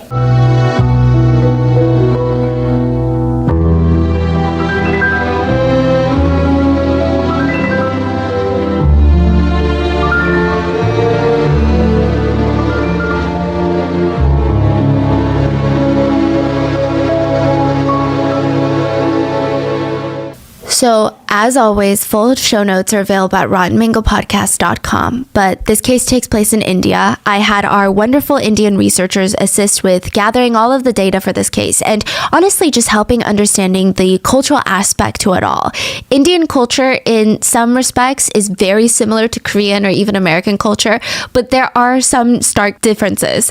So if there's any chance that there's any nuance of cultural significance that I wasn't able to fully grasp, please let me know. Or if there's anything else you want me to know about this case, let me know in the comments. And I'm sure you guys already know this, but a quick disclaimer. Okay, the actions of one individual does not reflect on the culture nor the Indian population as a whole. So with that being said, let's get into it. The police are sitting across from a serial killer in the interrogation room. Now, serial killer? A serial killer, yes. Now, usually there's a whole list of mind games that they play in order to get the serial killer to confess to their crimes. It's a little bit different versus a regular killer. Not that, like, okay, regular killer sounds weird, but you get what I'm saying. A serial killer, they have a tendency to kill a lot of people, and they have a lot. Does that make sense? Yeah, it's a little bit different from having just not a regular killer, but you get the idea. They handle serial killers in a different way. And serial killers, they like to play their games. It is not uncommon for serial killers to ask for things from the police. They say, ooh, before I start talking, before I tell you where the bodies are, before I confess to the crime so these families can get closure, maybe I can get a cigarette around here. What's the guy got to do to get a cup of coffee? Or maybe sometimes it's a full-on fast food order. A lot of them like to ask for these things because it makes them feel powerful. I mean, think about it. It's almost, when you're in the interrogation room, most people would think, I don't have the power here. The police have the power. But when a serial killer says, I've got information you desperately want, and I'm going to make you sit here and watch me eat McDonald's until I decide I'm ready to tell you, it makes them feel like they hold all of the power. They want to savor this moment. So the investigators in this case, they're sitting across from a serial killer and they're asking, tell us why you did it. Why did you kill them? And he just says, I want some biscuits. Like the cookies, you know, the biscuit cookies that you dip in the tea. I want that, and I want a cup of tea. The investigators are annoyed, but I mean, what choice do they have, right? They walk out of the room, they get the cookies and the tea. And for a few minutes, they're sitting there in the interrogation room with the serial killer, watching him just munching on his packets of cookies and leisurely sipping his tea, as if they're just having afternoon tea with one another, as if they're old buddies from like the college days. Once the killer had his fill, he leans back and he starts talking. She was sleeping. I took her away and I killed her with a brick. I was like smashing the brick on her face, and then I buried her. I actually didn't feel that much excitement when I tried strangling her because she wasn't fighting back. So that's why I chose the brick. I hit her a lot of times with the brick. Because he wanted a reaction? Yeah. To have her fight back? And when they ask, like, why? Like, still that doesn't answer why. That answers maybe how, but why? He just says, because I felt like it. I just wanted to. If one of the investigators had dropped their notepad or pen, because this is a shocking confession, when they leaned down to pick it up, they would have seen that the serial killer's feet did not even touch the ground. His legs were dangling off the interrogation room chair because he's 8 years old. This is the story of Amardeep Sada, the world's youngest serial killer ever. So, I mean, this is crazy. And I know with a lot of serial killers, we like to go into the childhood and figure out, like, what happened? Did they fall off a swing? Which is like a big conversation we've had on this pod, right? But Amardeep's childhood seems so normal, if not mundane, in some aspects. So I feel like he's just entering childhood. Yeah, exactly. Like the very barely there 8 years that he's been around town. Yeah. Yeah, I can't even call it a childhood, I guess, right? He just started living. Yeah. So at the very beginning of his life, he was kind of like every other boy his age. His parents said that he was very rambunctious and he went through the terrible toddler phase, the terrible twos phase. But I don't think it was something so alarming. I don't think anyone sat there and was like, this one is different. This one is extra wild. I mean, he would do the normal things, like he would lay like a starfish if you don't give him what you want. Or sometimes you're like trying to take him out of the playground. He would pretend to be dead and go limp. And he was like that. When he didn't get the things that he wanted, he would just pout. He didn't care that his family wasn't financially well off. He just wanted the toys. He wanted what he wanted for dinner. I mean, he was just a kid, right? But how could his parents not adore him? He was their only son, their only child. And every morning, Amar's mother would get out her kohl. It's like this black powder that can also be used as eyeliner. And she would dip her thumb in it and smear a dot on the side of Amar's forehead. And she says, so this is a tradition where a black dot is placed on the child's forehead or cheek. It's supposed to ward off evil. It's supposed to ward off the evil eye. Yeah, and it's protecting the child from all the negative influences. And it's a very heartfelt, motherly thing to do. It's one of those like heartwarming symbols of a mom's love. His mom would do that for him every single day, and she would say, may no one cast an evil eye on you. I don't think that she had any idea that he was the one that was going out there to be evil. I mean, how could she? Her son is 8. Imagine calling a child evil. You would get canceled. You would get canceled all over social media. But imagine if that child is 8 years old, not even like 15, 16, 8. No one would ever even consider the fact that an 8-year-old could knowingly do something malicious. And to the adults, he was like this little angel. He was always known to be very smiley. That's what the neighbors said about him. Even the police, when they interrogated him, they said he smiles a lot. Like just nonstop smiling. You ask him questions, he's going to be smiling. He's telling you the story of how he killed people, he's smiling. When he's asking for cookies, he's smiling. So Amar's friends, on the other hand, I mean, he smiled at them too, but they were just, they were the only ones, it seems, that kind of noticed something off about him. He just played different. You know, when kids are playing, they're learning social skills, and they're learning what it means to joke around without actually being too mean. They're learning how to be aggressive and initiate play wrestling without actually initiating a full-on war, a full-on fight. And then I'm sure you've met one of those people, even as an adult, where you're like, ooh, I feel like they don't really grasp the concept of how to talk to people. Like everyone is in a group and they're joking around lightly and they're like almost uplifting each other in their jokes. Like they're not actually punching down. But then this person will come in and just absolutely rip people to shreds, light someone on fire with their insults, but they're laughing as if they're doing exactly what you're doing. And you're like, that is not what we're doing here. It was kind of like that, but in the more childish sense. So Amar's friend said that he was always extra aggressive. Like there was just something about it, and it was very noticeable, but they couldn't tell him about it. They couldn't confront him about it. They didn't even know how. They're just kids. For example, all of their friends would be play fighting or wrestling, pushing each other around.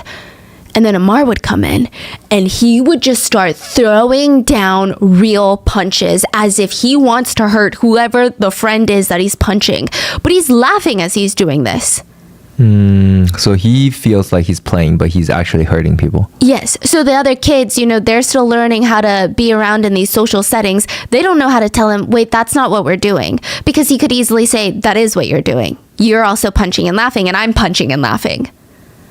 But the way he's punching and laughing is like he genuinely is trying to hurt someone. I mean, thankfully he's 8 and he's a pretty scrawny kid. So none of his friends got seriously injured, but they would just kind of sit there and be like, that is so weird. It feels a little bit unpredictable and a little bit unhinged, a little bit scary for his friends. And they also said whenever we played games, you know, we were at the age where we don't really throw tantrums in front of each other. We're like 7 or 8. Maybe we do that at home, but we're trying to be cool kids in front of each other. If he didn't win a game, he would whirl his arms around like a propeller, just smacking around anybody in his way. He would kick dirt around, and then he would march off home as if you personally attacked him. And everyone's like, okay, well, maybe he'll grow up. Maybe it'll get better once he starts growing up, right? But then he starts becoming a little bit antisocial in an angry way. So there would be instances where his neighborhood friends, they would be running in their group down to the little lake, and they would see him sitting on his front doorstep. So they're passing and they would call out, hey, you want to come and play with us? And he would look at the ground and he would say, I don't really want to. Just in like a really soft voice. And then they'd say, hey, why are you not playing with us anymore? Are we not your friends anymore? Yeah, it's been so long. Like, let's go for the swim in the pond. It'll be so fun. Out of nowhere, Amar would jump to his feet and start screaming from the bottom of his lungs, no, like screaming at them. They could see the veins on his neck. His face was turning red. I mean, they were honestly so spooked out about this. It's so weird. They would book it. They would book it out of there because it's creepy. So instead of playing with his friends, Amar would just isolate himself. He would spend more and more time by himself as he turned like 7 or 8 years old. He would climb trees and just stay up there for hours, staring at anyone that was walking by below him. Or he would stay home and play with his toys by himself. Now, from all accounts that I could find, Amar was the bully. Like literally all the sources are like, Amar was the bully. But Amar's mom didn't really think so. Okay, I think this goes to show you how much she doted on him. And this could play a huge factor in this case. But she genuinely babied him. Like, have you ever met those parents where their kids are an absolute menace to society, but they think that their kids are the ultimate victims to society? So Amar would come in, and there was this one time he had come in with grass stains all over his clothes.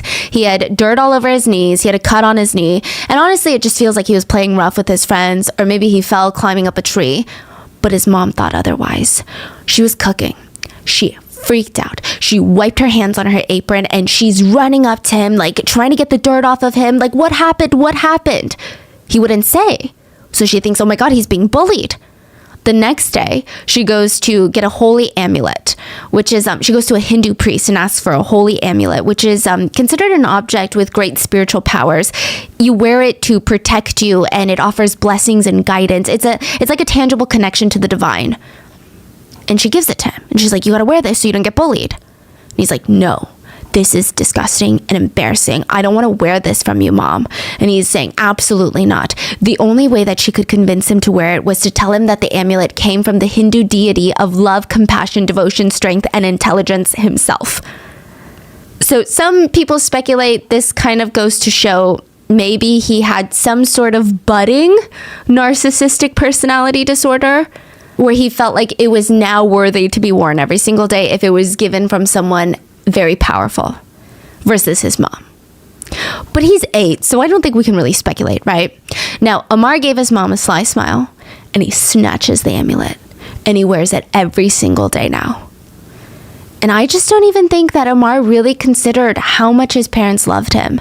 Like, his parents were under constant stress. Okay, his dad, I believe his dad was the only one that was working, and he was a day laborer, meaning he would go to all these nearby farms and he would ask, do you guys need any workers today? If they said yes, he would work that day and get paid for that one day. If they said no, he would have to move on to the next farm. And if all of them said no, he would have no work that day. It's just so unstable. And even when he did work, he was making basically pennies. The average wage for a day laborer in that area was around $2.50 or $3 per day. And that's calculated with inflation. Wow. So they genuinely don't know where their next meal is coming from. But they're still trying to give their son all the toys, all the food that he wanted. I mean, they couldn't say yes to him every single time, which, side note, he would throw an absolute tantrum every time that they said no. But at least they tried to give him anything that his friends would have. They were really happy with having a son. His parents were a bit traditional. This is also going to come into play in a second because it's all going to go to shit in 2 seconds and you're going to be like, why did this happen? So his parents were very traditional. They felt like a son was the best thing to happen to them. They felt like a son is an heir. They're someone that's going to live in your house traditionally, and their wife is going to come live in your house with the son. They're going to have their own kids, and you're going to live with all of them, and they're going to take care of you as you get older. Meanwhile, having a daughter is kind of like a gift. You get to spend a good amount of time with her, and then you give her away to the husband's family. Side note, this is super traditional. Not everyone in India is like this, but Amar's family was super traditional. They really babied him, like really babied him. So Amar's aunt, Mina, comes over one day, and she's like, I have a huge favor. I'm so sorry. This is Amar's mom's sister. Mm-hmm. Do you mind taking care of my 6-month-old son for just 1 month? Wow. I'm so desperate, you have no idea. So for the past 6 months, since the day that she had her baby boy, Mina has been dealing with physical, emotional recovery of giving birth, but also the burden of just not being able to put food on the table. They have been up to their neck every single day for the past 6 months, and Mina finally, she found a job in the city where she could clean houses for a month. And it wasn't a job where she could take her son. She'd be cleaning people's homes day in, day out. She would start her mornings at 7 a.m., do chores as fast as she could, onto the next house, onto the next, and then probably be back at midnight, get back up at 7 a.m., 7 days a week, no off days. And at the end, they get to take home about $35 to $100 a month. Not per day, per month. Wow. Yeah. Mina needed this $100. It would be a life of a difference for their struggling family. I mean, no mom wants to part with their newborn child like that, but it's so that he could have his belly full. And it made sense to leave her baby boy with Parul, Amar's mom, because Parul was heavily pregnant with her second child. So she was going to be breastfeeding soon, and the nephew would also be breastfed, so she'd be kind of like a wet nurse, like a caretaker. Parul was like, I don't know, Mina. I mean, we're already drowning in bills. We can barely put food on the table. I don't know if we can take in another mouth to feed. Obviously, I want to help, but we're about to have another one on the way. Mina said, I can send you some of my money. So Parul could not say no. She agreed, and the day Mina was set to leave, she brought her son over. I don't know if I could verify his name, so we're just going to call him the baby boy. And Mina just cradled him, said a prayer for him, dabbed a bit of coal from her eyes to his forehead to protect him. And then she left. Mina was sad, but she's like, this is the right thing to do. Not only that, but this is like the second best place for my baby. If I can't take care of my baby, my sister is the second best place. Nobody's going to care for my baby like our family. So for the first week, Parul is just adjusting to have a newborn around. And she kind of thought it was good practice since she's going to be having a baby soon. It would have been 7 years since Amar had been an infant. So she's getting all these refreshers. She's using Amar's old clothes, old toys, old crib for the baby, as well as some of the things that Mina had left for her. And one morning, she's like, oh my God, I gotta go to the market to buy some vegetables for dinner tonight. We're out of vegetables. So she swaddles the baby boy, places him into the crib, and she tells her son, keep an eye on the baby. I'm not gonna be gone long. I'm just literally going down the street to get some veggies, okay? Amar nods and watches her rush out the door. Once he heard that door click shut, and this is from his confession, he jumped to his feet and walked to the crib.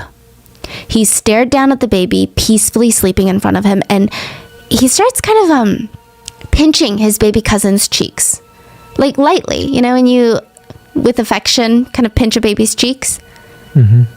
And then Amar pulled his arm back, gave it a second thought, paused, and then lifted his hand all the way back and slapped the baby on the face as hard as he could.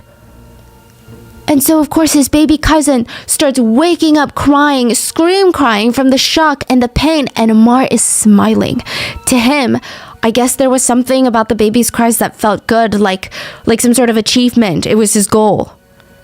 And he keeps reaching up and down to slap, pinch, hit, all of these things, even scratching his cousin. He did this until his cousin's voice was scratchy and raw from all the crying.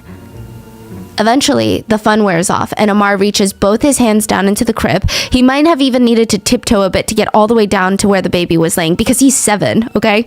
And he used his 2 small hands to wrap them around his cousin's even smaller neck, and he squeezed. He never broke eye contact. He watched as his cousin started wheezing, and then he watched as his cousin's eyes turned bright red. I mean, he didn't even stand a chance. Newborns can't fight back, but not only that, they're so utterly delicate, it can just take 15 seconds for a baby to lose consciousness from strangulation. The brain cannot go more than 4 minutes without oxygen. The cousin was dead before Parul could even get to the market. What? So Amar felt like he had more time. He grabbed his baby cousin and hauled him to the backyard. And at first he thought, okay, maybe I'm just going to lay him in the grass. But it just didn't feel like enough. So he grabbed a nearby brick and started slamming it onto the delicate skull.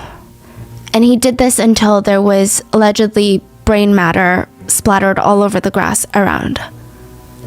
Wait, why did he do that? This becomes a thing that he seems to do quite a bit.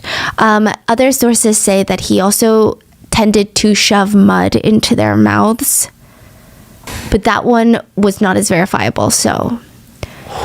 And finally, when he felt satisfied enough, he grabbed the little family shovel nearby and starts digging this shallow grave. He places his cousin inside and he starts pushing all of this dirt that he can find on top. Whatever leftover of the brain matter, he went and sprinkled some dirt and loose grass, like loose as if he just pulled it out and sprinkled it on top. Just sprinkled it on top and then went inside. The whole thing took less than half an hour.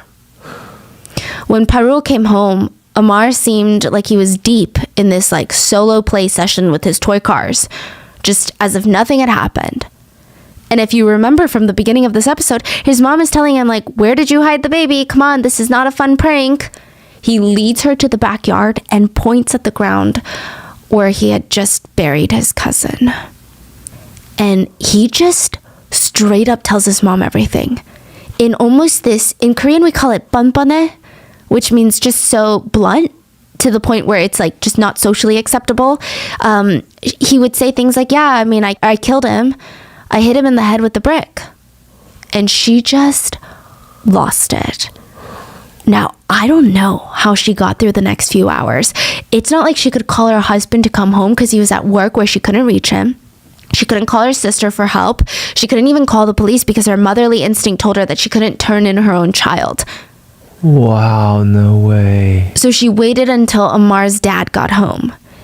And what he did is also very confusing. He grabbed his belt and beat Amar within an inch of his life. Amar kneeled in front of them and he's bleeding. He's like a mess. And the parents are pacing around the house trying to figure out what to do next. And they're trying to reason with themselves. They're like, he's just a kid, you know? There's just no way that he knew what he was doing. He probably doesn't even know what death is, right? And they were probably just playing. And I mean, there's no way that he meant to do this. But what do? We have a body in our backyard. Do we call the police? No, that's going to ruin his life. He's just a kid. We can punish him ourselves, punish him so badly that he will never, ever think of doing something like this ever again. You know, what's done is done. Going to the police is not going to change anything. So they wait. And a month later, when Mina walks through the door, she saw the couple sitting on the couch waiting for her. And they were like at the edge of their seats, as if they had been waiting on her. And it's just unsettling. It's weird. And she's like, hey guys, what's going on? Like, why are you guys so serious? It said that Amar's dad got up, walked up straight to Mina, and dropped to his knees. What's going on? What are you doing? And he said, please, it was just an accident. Mina was so confused, so she's looking at her sister, who's sobbing on the couch, and her face is in her hands. I mean, her whole body is shaking. And between sobs, she says, Amar and the baby were playing, but there was an accident, and now he's dead, and we had to bury him because the neighbors were going to find out. So they begged with a hysterical Mina, please, you cannot let this get out. His life is going to be ruined, and it's not like it's going to change anything. We will carry this burden for the rest of our lives. I will promise you that. It said that Mina looked for Amar, her son's killer, and he was hiding halfway behind a door, and he was peeking out with half of his body, like half of his face was visible. And it said that she didn't need to see his whole face to know that he was smiling. So for whatever reason, Mina agreed not to file charges. Maybe it was for her sister. Maybe she agreed somewhat with the logic that Amar's life would be ruined and it wouldn't bring back her son. And not only that, but I think a big aspect is it would probably ruin her family relationship, not just with her sister, but probably with everybody else too. I mean, even if they don't know what's going on, it's going to be tense. It's going to be family drama. Not that, you know, this isn't, but for whatever reason, the police never found out. And within 6 months, it's like Amar's parents forgot the whole thing. I mean, they really dote on him. I don't know if I want to call it the benefit of the doubt. I don't know if I want to call it like the son syndrome, which I've experienced in South Korean culture, which is when parents are so obsessed with their sons. They think like their sons are Jesus Christ reincarnated. I don't know. Maybe it's that. But they just like put it past them. They pushed the accident, that's what they considered it, an accident, to the back of their minds. And their logic was, this is a one-time mistake. A mistake that a child made because they didn't know better. And now he knows better. He knows that hitting people with bricks is not a thing that you do. Side note, I personally feel like that's not something that needs to be taught, but here we are. And the parents believed wholeheartedly Amar just didn't know better at the time, which is why they felt like it was okay to bring another infant into the house. This time, it was Amar's baby sister. She gave birth. Yeah. And his parents were so ecstatic. They had always wanted one boy, one girl in that order. And they sat Amar down, let him hold his baby sister for the first time, and they told him, this is your little sister. You're a big brother now. You have to protect and look after her. This is your job. Do you understand? And he would smile and nod. And for a while, everything in the house was normal. Like Amar was back to climbing trees, scraping his knees, living his best life. Which, side note, imagine being the aunt and seeing Amar live the life that your own son will never get to live. Like, I don't know how I could even face any of them after that. Amar was actually good for a minute. He was good with his sister. His parents would smile as they would walk by, and Amar would be sitting by his little sister's crib, watching over her protectively. Or they would all be eating dinner together, and his little baby sister would eat peas for the first time, and she would flick them at people, and he would just smile so lovingly.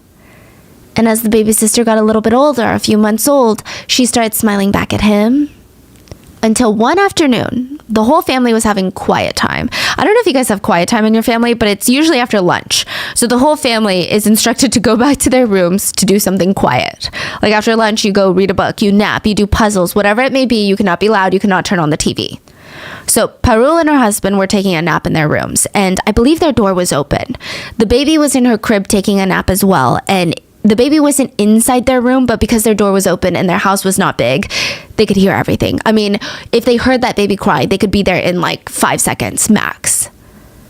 Amar was in his room, quietly playing with his toys. And at this point, a full 8 months had passed since Amar's cousin was killed by Amar. And I'm not sure why. Perhaps out of sheer boredom, curiosity, or just some sort of sick, deranged twistedness. Amar got up, tiptoed his way over to his little sister's crib. She wasn't asleep. She was staring blankly at the ceiling.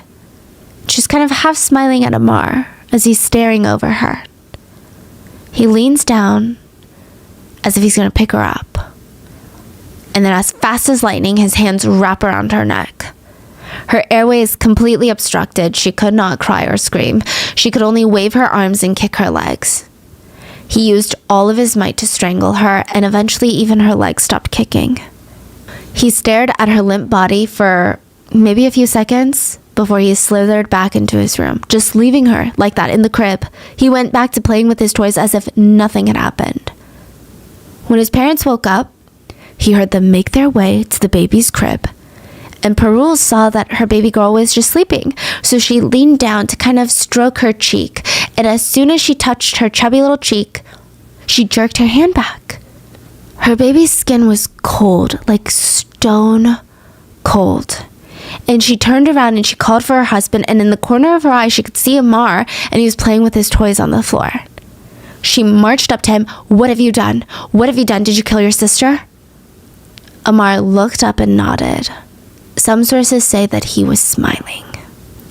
Amar's father took a few big steps, raised his hand above his head, and slapped the 8-year-old with the entire force of a full-grown man. I mean, that effectively knocked the smile out of Amar's face. He started sobbing on the floor.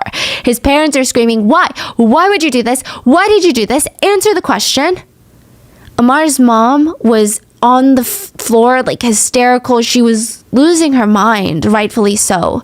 It got to the point where neighbors started gathering outside their door because there was so much of a ruckus. They wanted to know if they were okay. Some of the neighbors actually rushed in through the door without knocking because they thought something horrible was happening to the family. And when they run in, they're processing the scene. The entire family is in the living room. I mean, the parents are beyond hysterical. It's not even like they got robbed. Like, the feeling is something terrible, terrible happened. Amar is being punished, and there's a dead baby in the crib. Oh, they saw the dead baby? Yeah, so they're putting 2 and 2 together, these neighbors. They try to calm down the father, Amar's father, and reason with him. We have to report this to the police. You have to put a stone in your heart. It's going to be rough, but you have to do it. And the dad allegedly said, no, I'm going to kill him myself. The neighbors had to physically hold him back. Now, Amar is sitting there, just tears running down his face, and he's angry now. You know when you scold a child for too long, sometimes they get angry, I guess? And he's screaming like a petulant child, so what if I killed her? I mean, even the neighbors didn't know what to say. Way. They got quiet on this one. Like, so what? So what? How do you even answer that? It's almost as if he's asking, so what if I ate the cookie before dinner? Why should I be punished for something that's not the end of the world? And the neighbors are like, okay, we can't do anything about this. So they silently hush each other out of there. I mean, there was nothing that they could do to help now. This kid was beyond helpable in their belief. And the next 2 days, they just anxiously waited around to see if Amar's parents had gone to the police. Instead, they showed up at each neighbor's doorstep with a favor. If you could just please keep quiet about what you saw. It's a family matter and we would like to handle it within our family. We're going to make sure that Amar learns his lesson, so please, we're already suffering, so don't make it worse for us. If you want to help, just please stay quiet. I think the parents' logic was they already lost one child and putting another one in jail would be effectively losing him as well. I think that they also hoped that they could maybe beat the murderous tendencies out of their son. I guess they thought, he's just 9. Maybe we can teach him for the next decade what he did is bad and eventually he can move on, get a job, get a wife, have children of his own. Listen, I'm not sure I'm on board with this logic, but also I've never been a parent, so maybe I wouldn't know. Leave it in the comments if you're a parent. Like, does this logic make sense or is this kind of crazy? There is some cultural context as well. So in India, especially in rural areas, the family last name is... it's everything. It's kind of like that in East Asian culture as well. I think Japan, from what I hear, has a very strong belief in this. But family members want their last names to have esteem, high regard, respect, or at least, in the lowest situations, be a neutral name. So doing something that disrespects the family, it doesn't just look bad on you, it looks bad on the whole family. At this point, the Sada family were known around town as hardworking, respectable. If word got out that Amar killed his own baby sister, their whole family would suffer. I mean, Amar's dad might not be able to even get a job or put food on the table for the whole family. Their family will not be able to escape this reputation for probably generations. That's how bad it is. I suppose they maybe didn't want to cause even more harm to their extended family members as well. I guess their logic was, well, it's not going to bring back the 2 victims. So they convinced themselves they're going to punish Amar so deeply, so badly, that he's never going to do this again. Side note, his cooldown period was 8 months between his first and second murder. He only waited 8 months. The first cool-off period is usually the longest, and sometimes with certain serial killers, it can last like a year or even longer. But his was only 8 months, and he's 8. So I don't know what the psychology behind that is, honestly. Maybe the time would have been shorter if he had access to another infant, or maybe, you can't help but wonder, maybe if his parents hadn't chosen to forget the first incident, would there even be a second incident? One thing's for sure, the neighbors would never forget. Khushbu's mom was not a neighbor. She didn't even know Amar, but she did have an 8-month-old daughter named Khushbu, who would have been very hard, very difficult to run errands with. So Mrs. C is what we're going to call her, the mom. She had a few errands to run on her list and thought, okay, there is no way that I can get all of this done before the shops close if I take Khushbu with me. So she needed somewhere to drop off her baby for the day, and she chose this local daycare. Okay, like remember how I said there's not really daycares? It's not really a daycare. A lot of sources indicate that it seems more like it was a business run out of someone's home. Yeah. And there were a lot of moms just watching a ton of kids for the neighbors. There wasn't like cameras. It wasn't an established business. There wasn't a certain number of like regulations they were following. It's like an at-home daycare. Now, Khushbu had already fallen asleep on the way to the daycare, so it was kind of perfect. Mrs. C would run her errands, drop the groceries back off at her home, and be back to pick up Khushbu before she even woke up from her afternoon nap. By the time she gets back to the daycare, you guessed it, Khushbu, who was once sound asleep, is gone. She's gone. She's not there. Oh, physically gone. Physically gone. So, this daycare serviced a lot of people. There were a lot of crazy toddlers running around. And because this was an underserved area, there were no door locks, childproofing, security cameras, or even like a receptionist watching the front desk at all times. It was, it just wasn't that secure. And I'm sure if Khushbu was crying and woke up crying, one of the daycare workers would have noticed and heard and rushed over to the room and helped her. But she was just gone. And the locals, they start freaking out. They start full on panicking. They had no idea where she had gone. Could someone really have come in and taken her? That doesn't make sense. I mean, when you think of someone that goes into a daycare and steals a child, I'm sure we all have like the same kind of image in our head. It's like this older man, looks creepy, looks like a serial killer. But the daycare workers would have noticed. Are you kidding? It's not that big of a space. I mean, she's too small to run off on her own, so this doesn't make sense either. So the police get involved, the neighbors get involved, everyone is whispering about all the possibilities. Well, maybe there was a nasty man who's going around kidnapping children, and maybe he's so good at being discreet. Maybe the daycare workers accidentally hurt her, and now they're trying to cover for it. There were so many speculations running through people's minds, but once the news traveled, and it traveled fast, by the way, once it traveled to Ammar's home and to all of his neighbors, they're all looking at each other like, I don't think we're looking for some 50-year-old creepy man. I think it's Ammar. It actually wasn't a neighbor that reported Ammar. It was one of Ammar's own family members, an auntie of his, who had heard of everything that happened with both the victims. And she quietly found Khushbu's mom, pulled her to the side and said, I heard about what happened. I don't really know how else to put this, but I have this nephew and he's got a history, if you will, of just doing some evil things to babies. I feel like he's involved. People did not take this lightly. This is coming from an extended family member. Like, you just don't say things like this. Even the idea that a small kid could do something so evil is out of this world. It just doesn't make sense that this was a baseless accusation or a lie. Ammar was now suspect number one. The entire community formed an angry mob and stormed up to the Seda house. They demanded that the parents bring Ammar to them. Initially, his parents tried to reason with the crowd. They're standing on the porch like, he's just a boy. How could he be responsible for this? Think about it, everyone. He's a boy. You guys have kids. Think about it. Besides, bring us the evidence and we will bring you Ammar. The neighbors would not give in. They stood outside until Ammar was finally pushed out of his own home. He stepped out onto the porch in front of the crowd, and allegedly they were screaming, "Tell us what you did. Tell us what you did to that baby girl." Some people said he smiled as he said this, but he bluntly stated, "I killed her." And the mob of people dragged Ammar from his porch and demanded he take them to where Khushbu was. He led them to the edge of town, and there was like a little pile of rocks covered with loose dirt and grass. And he pointed, "Right there." The mob ran to the police, and they didn't care that Ammar's parents didn't want to ruin his life. Now their own children, their own families were in danger. So they ran all the way to the police station, told them everything that they knew. And side note, Mrs. C would do an interview a little bit later on, and she tells a completely different story of how it all went down. She stated that Ammar came up to her directly and asked if he could play with the baby. And she stated she didn't think much of it because she was running errands, and this is like a cute little 8-year-old boy. So she was like, okay, I guess you can play with my baby. She shared that version? Yes, later on. So, okay, the story contradicts Mrs. C's own police reports from the day of the incident, as well as a ton of witness testimonies. It also contradicts Ammar's own confession. So most people don't believe that this new version of events is the true version. But why? Yeah, so there's some speculations. Nobody knows exactly why. Some people speculate it's because the daycare that she dropped Khushbu off wasn't really a daycare.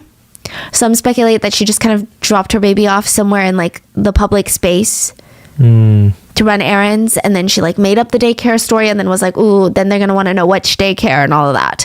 Then some people stated, oh no, she actually went to a daycare, but she probably didn't want that daycare to get the heat.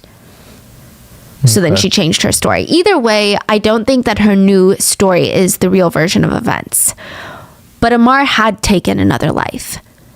He was finally arrested May 30th of 2007, and he quickly confessed everything to the police. And this is where the case is so confusing. Ammar said he wanted to confess because his parents taught him that lying is bad. Huh. Yeah. Yeah, Yeah, every time someone asks him, he just said it. Yeah. This is so weird. So lying is like a cardinal sin for him. Clearly, he didn't think murdering 3 people was that bad. When asked about why he killed them, he said, because I wanted to. I didn't see why I shouldn't. A lot of people, including myself, are so confused about this case because ultimately Amar had 2 parents that loved him, maybe a bit too much, but they loved him. He had a roof over his head. He had food on the table. He had tons of neighborhood friends before he pushed them all away. And the question around this case is a killer born or is a killer created? Or is it a bit of both? I feel like a long time ago, we actually did an episode where we theorized a bit. And quick disclaimer, I'm not an expert, I'm not a psychologist, but we were talking about how it seems like some people start out fine and then suddenly their lives just start spiraling into this black hole of crime, like a just rabbit hole of death. And you can see cases where the killer is just like all the other kids growing up. And the only difference is maybe they have like a slightly abusive parent or a slightly absent parent, or maybe they have a bully at school. Or the most random one that I've seen in so many cases is they fall off a swing and hit their heads. Yes. It's like, it's happened so many times and it's just the weirdest. It's weird. It seems like that's a key moment that has them going 50 miles an hour towards the dark side, falling off a swing. Yeah, so there's definitely brain injury. Yeah, happened. to the frontal lobe is what people suspect. Yeah. But it makes you wonder, okay, if that hadn't happened, would they have lived a different life? But then again, there's a ton of people who are dealt much worse cards and they never kill anyone. So it can't just be the environment. So maybe the conclusion is a little bit of both. So let's say each time a person is born, they're either born a teddy bear or as a gun. And as they live life, all the little bits of trauma, or sometimes even perceived trauma, become bullets. And you can put a bullet in a teddy bear, but it's not going to do anything but hurt the teddy bear. But if you put bullets continuously into a gun, all it takes is a little bit of pressure and boom. And again, this is no way of excusing it. Like being born a certain way is no excuse to take a life or hurt another person. But that's kind of how I explain it in my head to make it make sense. It's obviously oversimplified, but it's weird that so many people can live such similar lives, such traumatic lives. And one is a killer and one is a guidance counselor / activist that helps others. So the only way that I can try and understand today's case is, I was thinking, okay, if Amar had committed these crimes when he was older, like when he was in his 20s, I would probably assume that he was born a gun and through life trauma, he became a serial killer. But he's 8. He's 8. Yeah, that's... So do we just conclude that he was born a fully loaded gun?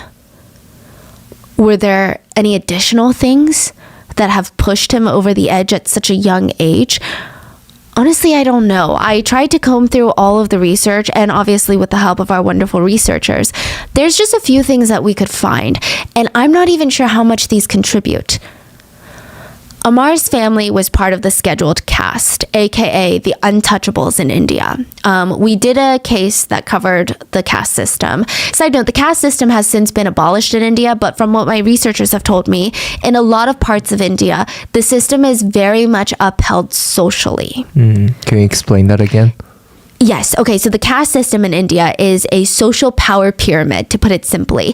And we have the same thing in the US. It's just not as rigid. We've got the upper class, then we've got the middle upper class, then the middle class, then the middle lower class, then the lower class. You get it. That's basically it. But with the caste system, it's based on who you're born into, which I guess is the same in America, right? So the people at the top of the pyramid, they're the priests, they're the scholars, they are considered like the custodians of knowledge. And then under them, you have warriors and rulers. They're the ones that protect the land and the people.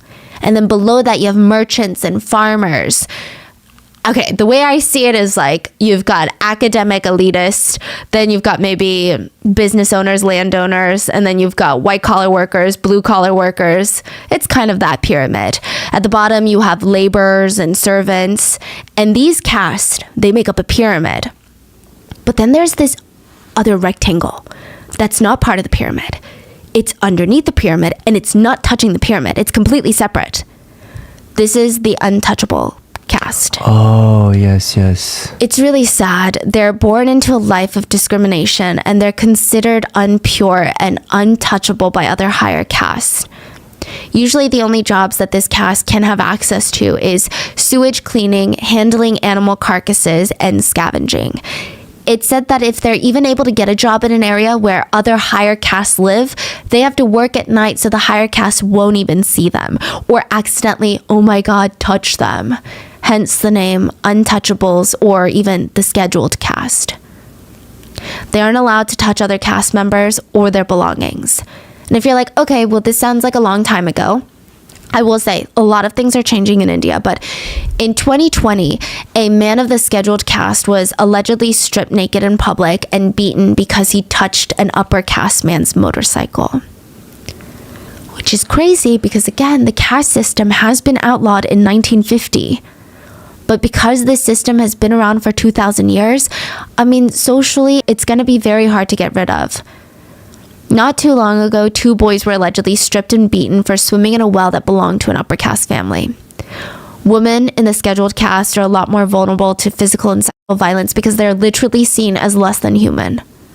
And please correct me if I'm wrong, but it seems like a lot of people try to uphold this system because, well, for one, I'm sure as long as you're not in the bottom, you benefit. So you want to uphold the system that rewards you. But in addition to that, my researchers told me that the Hindu reincarnation belief suggests that your actions in this life influence how you will be reincarnated in your future life. So I know when you, like, I know as a Westerner or someone that's not familiar with this, it almost feels like, oh, wait, that's literally just discrimination. Okay, how are they okay with that? But if you believe in reincarnation, and if you believe that if you live a really good life and you're very faithful, you will have a chance of being reincarnated into a more privileged setting. If you commit a crime or if you don't lead a good life, you're going to be reincarnated into a lower caste. So a lot of people who follow this theology believe that their caste position is a result of their own deeds in their past lives and not luck and not being born into it and not being like a sperm fight. So they feel like they deserve whatever caste they're in. It's to the point that a lot of people in the scheduled caste actually believe that they must have lived terrible lives before this. Again, this is from my personal research online and assistance from our Indian researchers. I'm no expert in Hindu theology, so please let me know if there's other components to this in the comments. And I do want to reiterate, I would say that modern India, like most people in India, are like, this caste system sucks. Like, why are people still socially upholding it? I think the government is trying to do like some sort of, would you call it restitutions? They're trying to give more opportunities to the scheduled caste to uplift them now. But it was rough. So Mar was part of this social caste, and I'm sure that his life was impacted deeply by this, but I don't think that's an excuse because, I mean, yeah, it's just this is just unheard of, whatever he did. Yeah. And some people speculate that he was always jealous of other kids, but I don't know. And like maybe that jealousy led to this anger and hatred for children. I don't really think so. It's just crazy because, you know, as an adult, you can kind of like analyze their behavior. Yeah. But when someone's 8, their brain's not even developed yet. So I don't even know, like, how can... you have to have like a child specialist to analyze that. Yeah. So we don't know what's going on. Like, I don't even know at what stage of learning is he at. Like, what is he learning right now? Yeah. I would say even in a lot of serial killer cases that we've covered, they usually start hurting animals maybe around this age, but even then, probably a little bit later. I feel like 8 is usually the age where they're still being victimized by someone or something in their lives. And then once they get a little bit bigger, maybe like early teens, that's when they start being a menace and they're like, let me take it out, let me be the perpetrator, and they start doing things to animals, typically, is like, from at least what I've seen the pattern of. But this is crazy. I mean, at 8, to not even, I don't want to say start with animals, to not even have this escalation that most serial killers have, but just to go straight into killing is, I don't know. I mean, to put it simply, a lot of people think that he just experienced euphoria and satisfaction by inflicting pain. He chose infants because they could fight back for him to get that satisfaction, but not enough that he would lose the power position. Some people state that he also just doesn't have an innate moral compass like most humans do. Actually, a lot of psychologists who work with him stated this. So you know how even as kids, you know when something doesn't feel right? You're like, okay, most people aren't taught not to steal, but you know, like it's just like human nature to know that this is not right. Like you're like, this is wrong. He doesn't seem to have that. They also speculate that he must have a chemical imbalance in his brain that made him dangerous. A psychotherapist who works at one of India's top institutes for medical science said, such aggression, it may be hereditary and may be caused by great levels of chemical upheaval in the brain. There's got to be something in the brain. Yeah. Side note, there is no evidence that anyone in this family was violent. His dad used physical punishment with Amar, but so did a lot of parents in India and around the world. And again, I'm not saying like physical punishment is right, but it just doesn't seem to be a direct or only cause of why he did what he did. It just doesn't seem like he had exceptionally violent or harsh conditions from his parents or even his environment. So in the end, Amar was charged with the murder of Khushbu. He wasn't charged with the murders of his sister or his cousin because his family did not want to press charges against him. Wow. Wow, but he still killed them.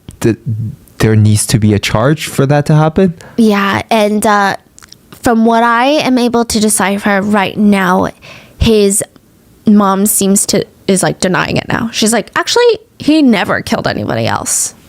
So it's kind of a mess. Yeah. Wow. Also, under Indian law, a minor cannot be sentenced to death or sent to prison for longer than 3 years. He can spend his time until he's an adult locked away, but it's probably going to be in like a juvenile detention facility. Yeah. So the exact records of his sentence is unknown, but it's assumed that he spent at least 3 years in prison, or like max 3 years in prison, and then he went to a juvenile detention center until he was 18. So wait, when was this? You said 2000? Oh, he's out. He's free. He's out right now? Yeah, he's free. He should be 23 now? Yeah. Wait, is my math correct? Yeah.